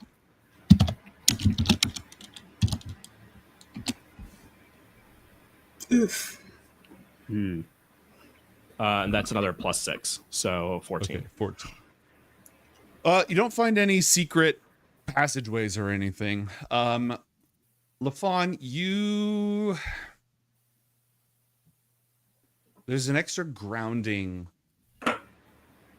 wire on the light bulb.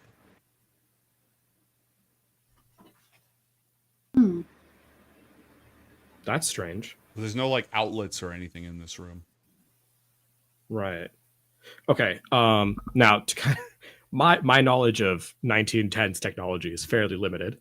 Out of game. In game, what would the what is the what's the word I'm looking for?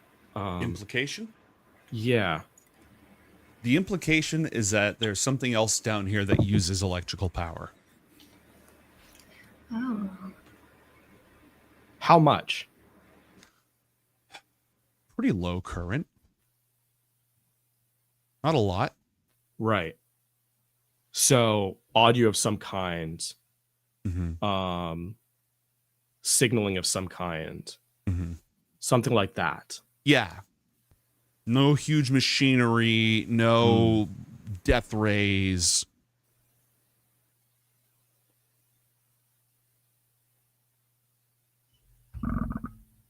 And the audio, you said we can hear there's a line to the executive box. Yeah, the vent that makes sure that air is coming down here also has like metal built into it so that it would resonate and you'd be able to hear conversations happening in the executive box from down here. How likely is it that we can get into the upper floors here in the theater? Do you know? You could. Oh, I'm sorry. I'm turning to my my companion here in the room. Do I know anybody here? I would like stagehand ushers. You're level 11. There's odds you would know someone here. You could do deception, persuasion, or intimidation. If that doesn't work, or if you wanted to do something else, you could do stealth. Okay, I'm sure we can go check it out. Yeah, there's nothing playing today either, right? It's an empty schedule. This is like not one of the side theaters. This one's only used for big productions, right? So it's less booked.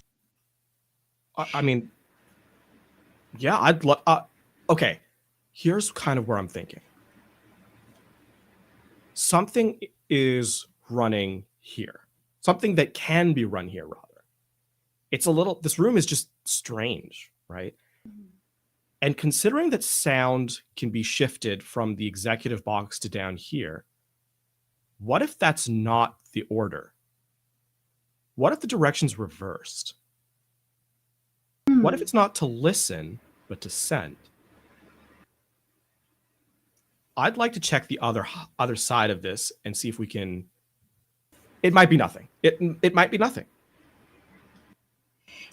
Can I make a knowledge check to see if I know which patron owns that box above us?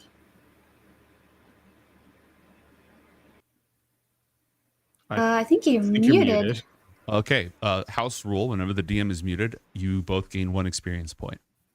We use milestones, so it doesn't really matter. But if you ever have enough that you can say we've earned a level up, then you can cash that in.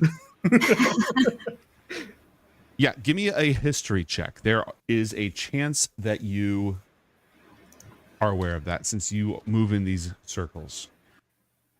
All right.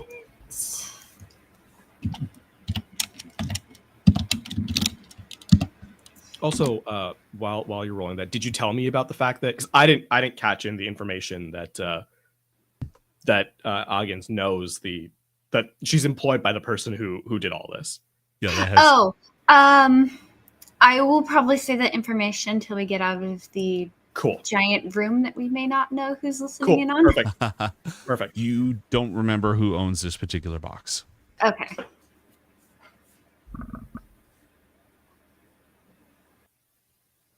Somebody fancy, I'm sure. But I will point out, you would know, given when this room was built, ownership has unless the owner is like an elf or someone who's extremely long lived, ownership has probably changed over the years. Like they could have passed it down their family, but like this place was built a while ago. At least 80 years ago, probably more like 130 years ago. Yeah, it's like 130 years old. Okay. Well, I guess we can go try and check out the box above and see if we can find anything there.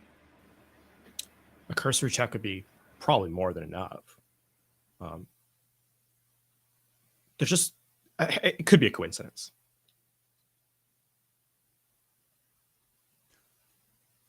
All right. I'll follow your lead on this one. How do you want to talk or sneak your way in? Pick one of your skills, give me an approximation of your approach, and roll it. I am just gonna walk right in like I belong there Okay. and persuade my way through. Okay. Roll to carry a clipboard and walk fast. To add advantage to this, I'm gonna pull out of my backpack like some wire, some tools and so forth. Okay. And kind of as the checkboard's kind of coming out, being like, wait, no, we have to the spindle that no, we already fixed that one last week. This week it's the the antenna in this room and the pipes there. Sort of like to just like kind of like, so you have both the clipboard and the ladder. Yes. Okay, do this with advantage. Give me that plus 11, and remember that you can just tap up and press it again, and it'll do it for you. 25. Okay, yeah. People assume you know what you're doing, and they're just gonna let you through because who would desecrate this beautiful place where everything's fine, everything's wonderful. You make your way up into the boxes. The boxes are kept locked when nobody's there, and neither of you has the key. Do you have any alternate solutions? Is there anybody around? There's probably at least someone for maintenance nearby, but nobody's like immediately around.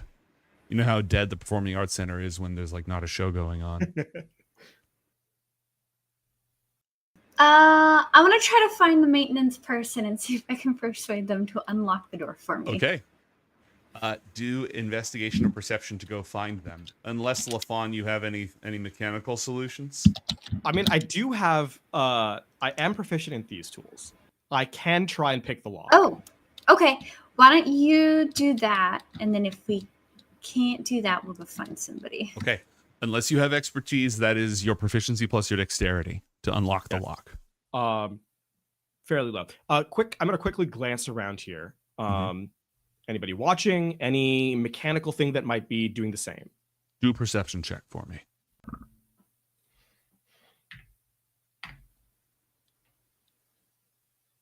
It's gonna be like a +2. Okay. So you don't 14 see total. anything. Okay. Let's give it a dex check. I'm proficient, so that's plus my proficiency. But on dex, which is tragically low. Yeah. +0. Okay. So that's just plus my proficiency bonus. Mm-hmm. So that's we're at +4 this level, I think. I think so. So that'll be 16. That's enough. You're able to pick the lock. Okay. If someone more roguish were to do this, there would be a lot of finesse. But you can see, like, I drop the pins. There's not quite enough tension on the torque. Like not enough quite on the keyhole. But eventually, I'll rake it open. All right. You manage to pull it off, and it pops open. There's some scratch marks on the outside. The box is luxuriously appointed, soft velvet, beautiful Art Deco, like almost more Baroque, golden gilded wings on the sides of the carved things, spots for snacks, and like a little place for you to put ice and chilled drinks. Obviously not strongly alcoholic drinks, because no good citizen would ever do that. Everything's fine, everything's wonderful. And great views. And using your knowledge of where you were before, you're able to see there's just like a little tiny grate underneath one of the railings. That is what would connect to this. That's what would connect to the room downstairs. Right. Okay.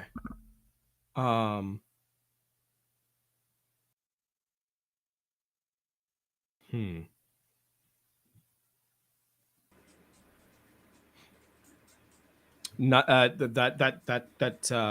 grounding wire that was down in that room below. I assume that's not connected up here.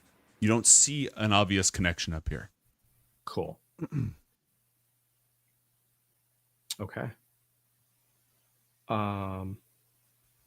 Is there a name on the suite? Yes. Bear with me one moment.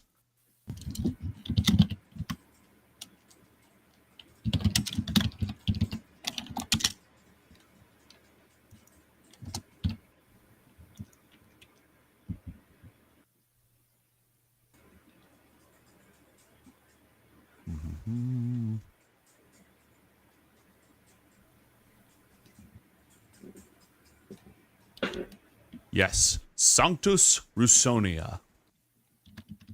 Religion checks, please. Oh.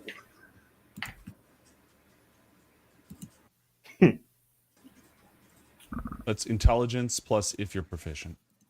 And Josie, you're half proficient because just barred things. So total of 15 for me. I am not proficient. Oh. Okay. Total of 5. Yeah, you didn't pay attention in church. Sanctus Rusonia, you actually would know. This is Saint Rusonia, the patron saint of engines. Not one of the 9 celestial heroes, but like a lesser saint. She... I don't know if she was the inventor of the Inaequa chariot, the car, but she was one of the top creators of them. Like, hers were just absolutely the best. She might have been the original creator. The accounts are apocryphal. And all sorts of institutions and companies wanted her to work for them. But instead, she's not even from this continent. She's from one of the other continents. She traveled the world sharing this knowledge with everybody, where she could have patented it and just like made a bundle of money. It is said that she used her talents to repair machinery in the remote wilds of Somovi until her very touch could heal damaged technology. So this box is owned by her family, her descendants.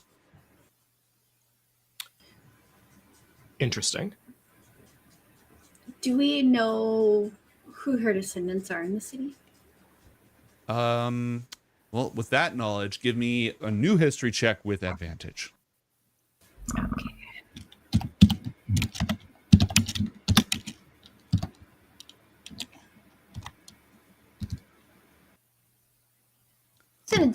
Service Rusonia, the owner of the largest radio tower in town and the owner of the radio station.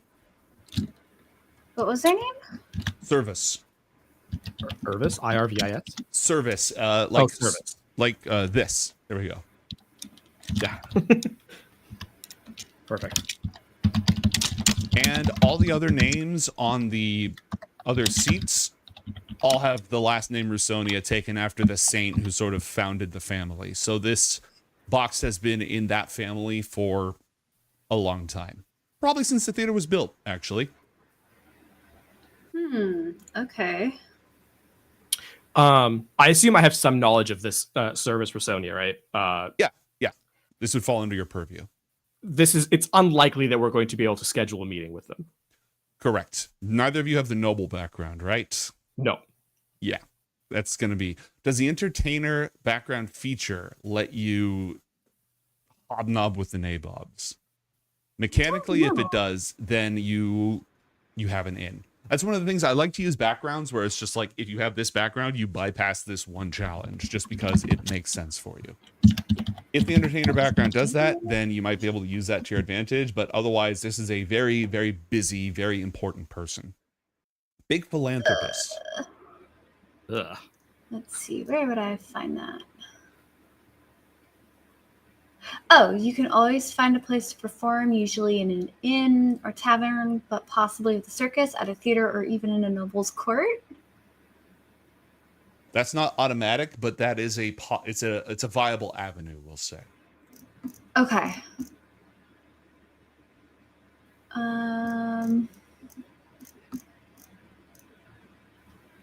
Yeah, so maybe we can get in on like a dinner party. You could try to book yourself. You could try to book your troupe. Yeah. That's possible. You We need could do that. to do some stuff to make that happen.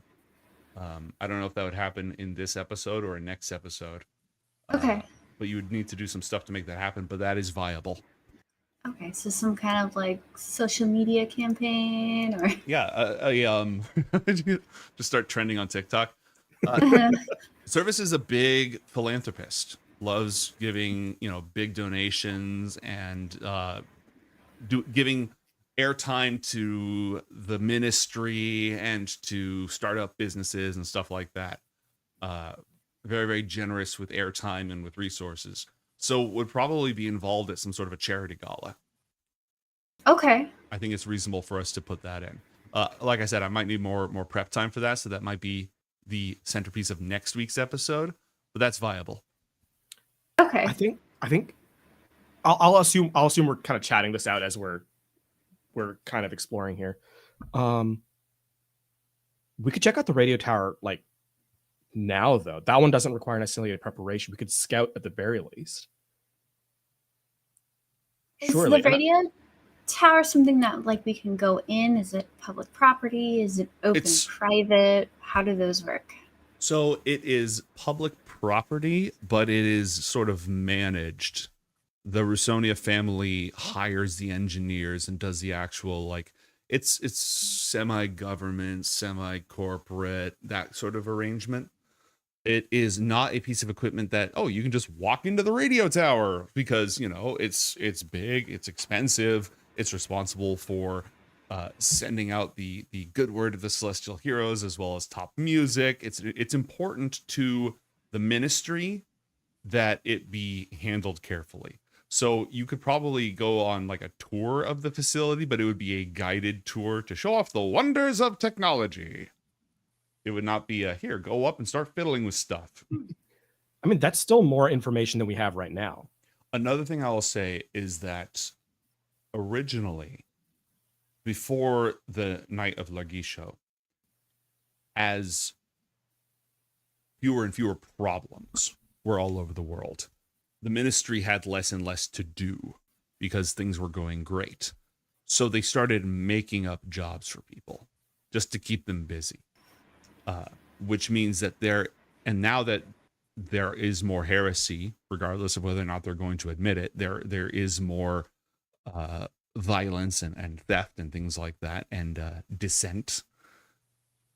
It keeps them very busy. But the upside of all of this is that the bureaucracy is extensive and they keep records. So someone might have record, like if you need information about things, there's often, depending, like you're not bureaucrats. If you had, like a high level bureaucrat, that might help you out here. But records exist, and those are more likely to be of public access. And you can get a tour of the facility if you need to / want to. Other leads include building a filtering or recording radio, like you said, and figuring out where that ground lead goes.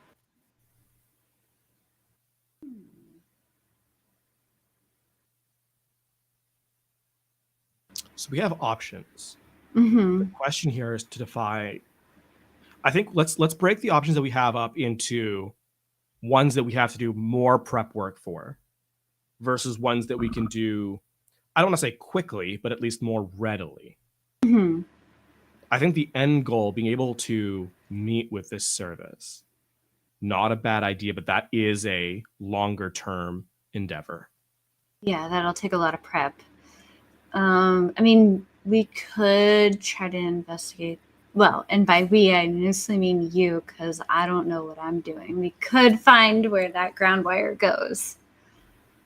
I think that's probably our most immediate option, just because we have physical access to it right now.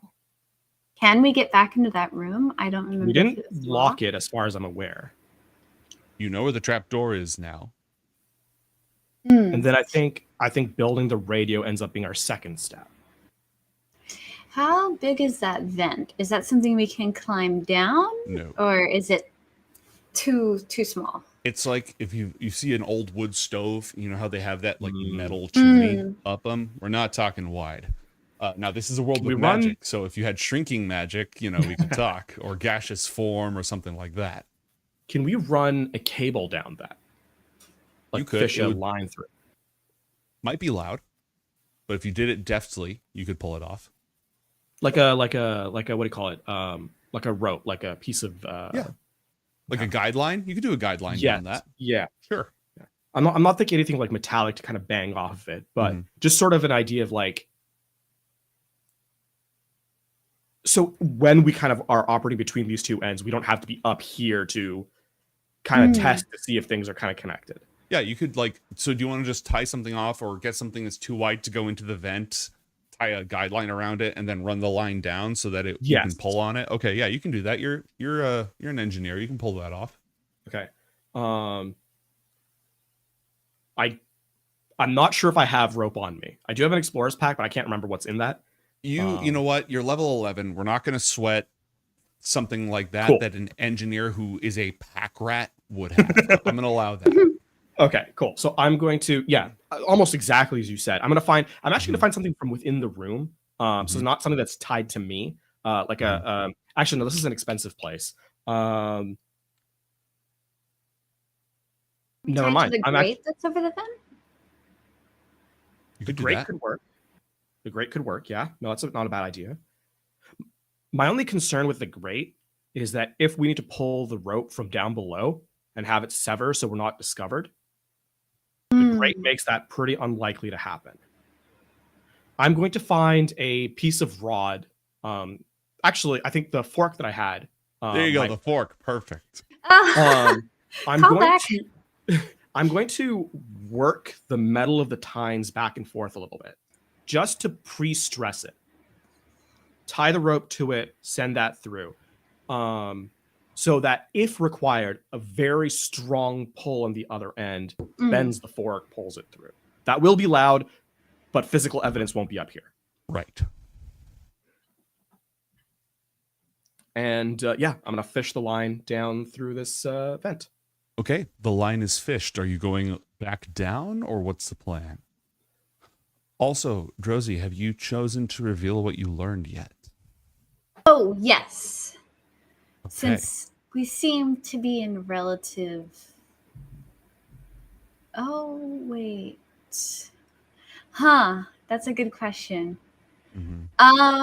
Actually, not yet, since we don't know how secure the box and everything is. Okay. There's travel time between the box, which is like, again, in a really nice tall part of the theater, and the basement, the secret sub basement, which is way down below. Do we leave the door unlocked for the executive box?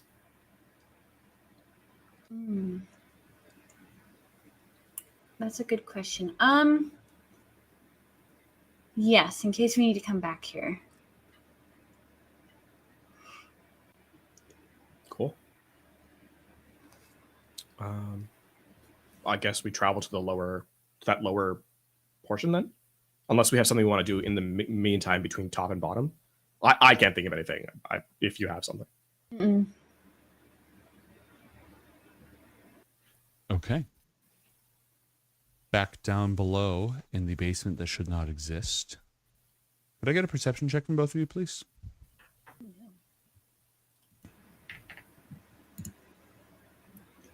Ooh, 17 plus numbers. 19. Okay, that's not bad at all. You do hear a door opening and some movement somewhere in the facility. Nat 20 plus 4. What? You got to stop doing that. This needs to stop. Okay. All right. Damn it. I mean, I guess this is speeding things up, which is good in a limited run miniseries, but my God. All right. I'm just going to roll a completely innocuous dice real quick. That means absolutely nothing. Everything is fine. Everything is fine. Everything is wonderful. Okay. 2 people have entered the theater. What part of the theater? Just the theater in general? Backstage. Okay. Through like one of the service doors.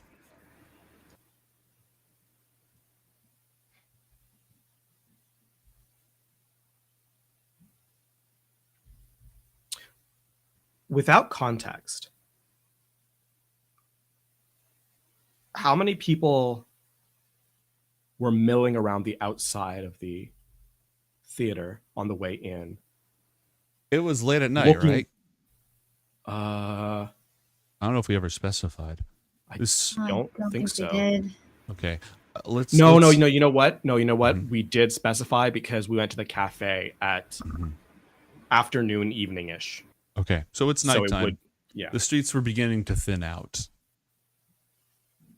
Maybe a few dozen people, but they wouldn't be just like hanging out. They would be kind of on the move.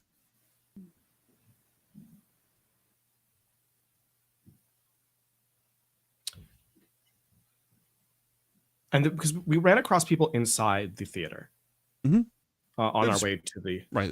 There's people in maintenance. There's people in, folks who work here, but it's a skeleton crew. right. With a natural 20 on your perception check, I am also going to say that you hear one of the maintenance person. Oh, yeah. Yes, sir. Of course, sir. Right away, sir. Scuttle away. Can we tell if the people who came in are wearing like boots or like noble soft shoes or heels? Very, very quiet shoes. Very quiet shoes. I rolled a 6. I got a 14 on my stealth check. Oh. Okay. Your call on this one. I'm good with either run into the room or trying to tail them. The room locks from the inside, correct? Yes. And they haven't gone, it's not like they've gone into the basement. They're just moving around the area. How well can we hear them from down there? Not at all. The sub-basement is very isolated sonically. Hmm.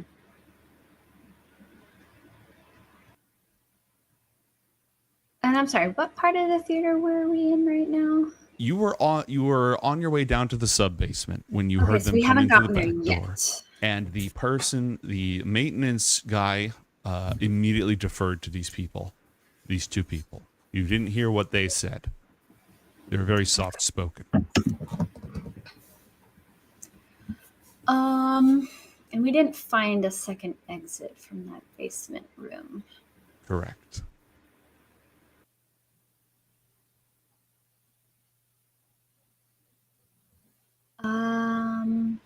Is there somewhere where we're at right now that we can find cover in to hide out? Yeah, I mean it's a big old theater complex. It's full of nooks and crannies. You could just hide between seats. You could hide in a broom closet.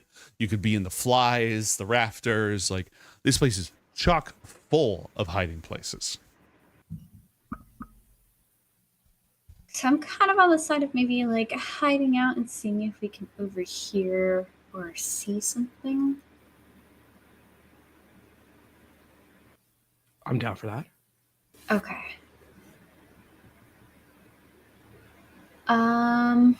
Yeah. How our clothing real quick. How out of place are we? Up to you how you dressed. Okay. I mean, I'm fairly, nondescript clothing, extremely nondescript. I would probably be dressed nondescript unless I'm actually like on the stage. Okay. Give me a summary of where it is that you would want to hide. And these two people came in backstage? Yes. Okay.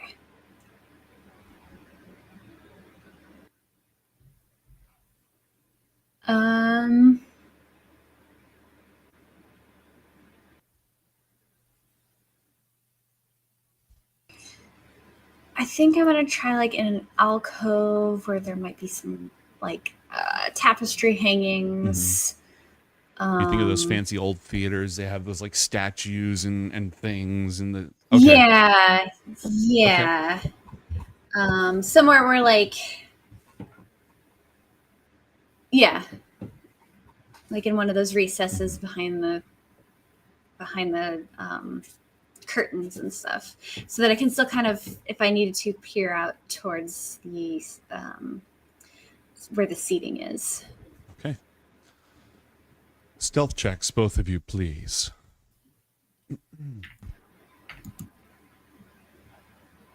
It is a 9. There is no additives to this one.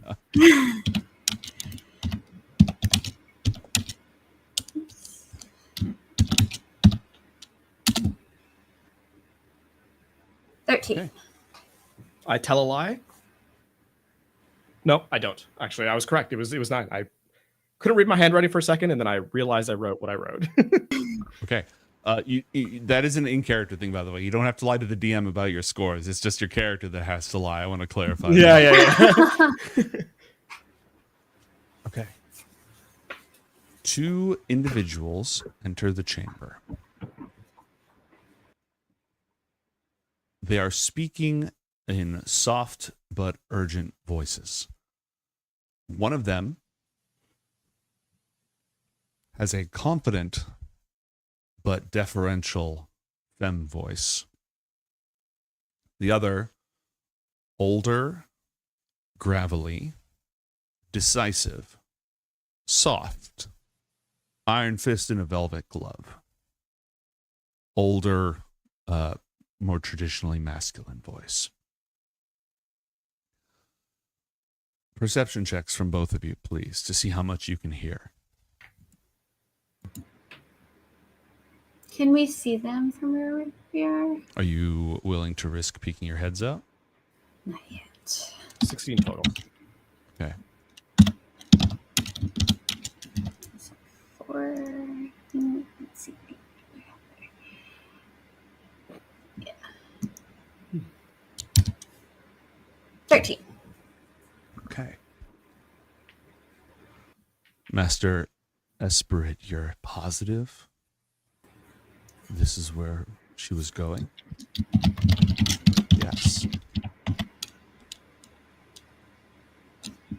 And I have sources that indicate that members of an exiled heretical family have also been involved in this conspiracy. She's going to be gone by now, right? Likely, but these old buildings contain all sorts of secrets. I would not be surprised if the heretics were watching us even now. Did I get insight checks from both of you? I think they're talking about us.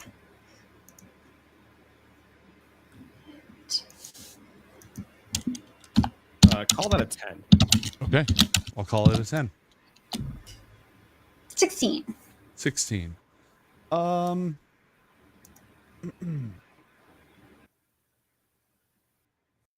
27.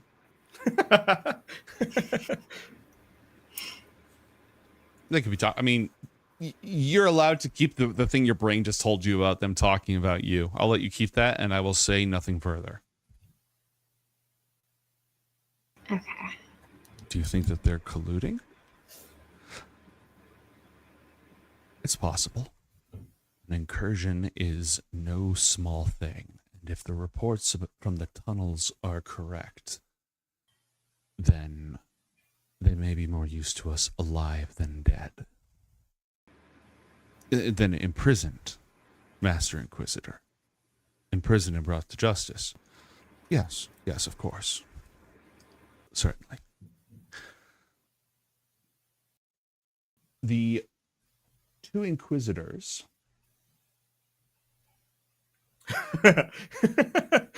oh no. Oh no. Oh no. Are heading directly to the Rusonia box. Oh. Oh no. They still have that device set there. The fork. What do you do? How long is it going to take them to get there? Versus how long will it take us to get all the way to the bottom? If you... Well, they have to go up and you have to go down. If you run, you'll get there first. And you will be caught immediately. Unless you have some sort of trickery up your sleeve. You pick your spells yet? I have a few. So I haven't picked them yet. I haven't picked the high level ones yet. I do have access immediately to some cantrips. So I'm just looking through the list right now. You can just out of the wild say, hey, guess what? I just picked this high level spell. And I'll be fine with that.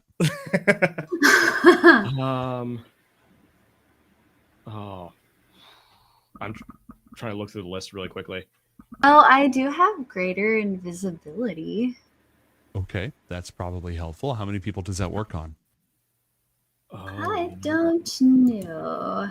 You should be able to search for it in the compendium here in Roll20. Oh, well, fortunately I got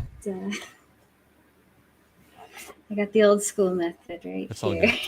You or a creature you touch. It lasts for up to 1 minute. Okay. So I can only do it for one of us.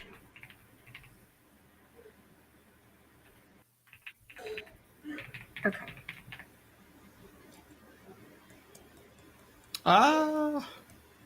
I'm so used to having like everything at my fingertips. We will by next session. Yeah. I'm just trying to see what the details of the spell are. That's the problem. What spell? I can help. Unholy Gaze. Oh. Okay, yeah, that's not in the searchable. That's probably going to be in this one here.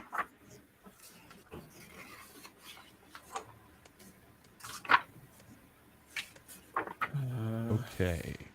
You target one creature able to see you and that you can see. So it doesn't work from stealth. They have to see you and you have to see them. Okay. What are its no, actually that's fine. If they fail a wisdom save, for the next minute you can reduce one of their rolls by 1d4 3 times. Okay. You know, so how far are they from that's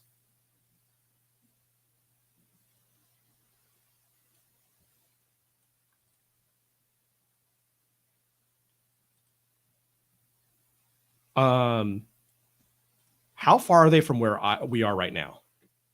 Let's say 50 feet. 50 feet. 50 feet. 50 feet.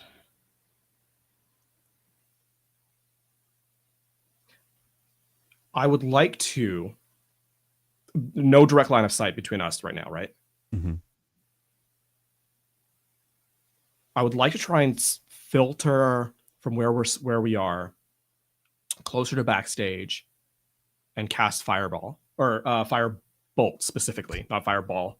Firebolt, the cantrip, not the spell, not the leveled spell. At some level of wax or some of the other combustible things that are in a theater for the nature of pyrotechnics and whatever. Specifically away from where we are to generate noise to distract them to that corner. Okay, roll a perception check to identify a suitable target, and then roll a sleight of hand check to cast stealthily so you are not detected. Drozy, have you decided what you're going to do? So if this works to distract them. I'm wondering if I should cast Greater Invisibility on Ismin so that she can go down to the lower level and pull that rope down. Because I feel a bolt of Uh-oh. fire emerges from behind the statue, striking a nearby. What would be flammable in the theater? Curtain, something. Lamp oil. Lamp oil. They still use some lamps back there.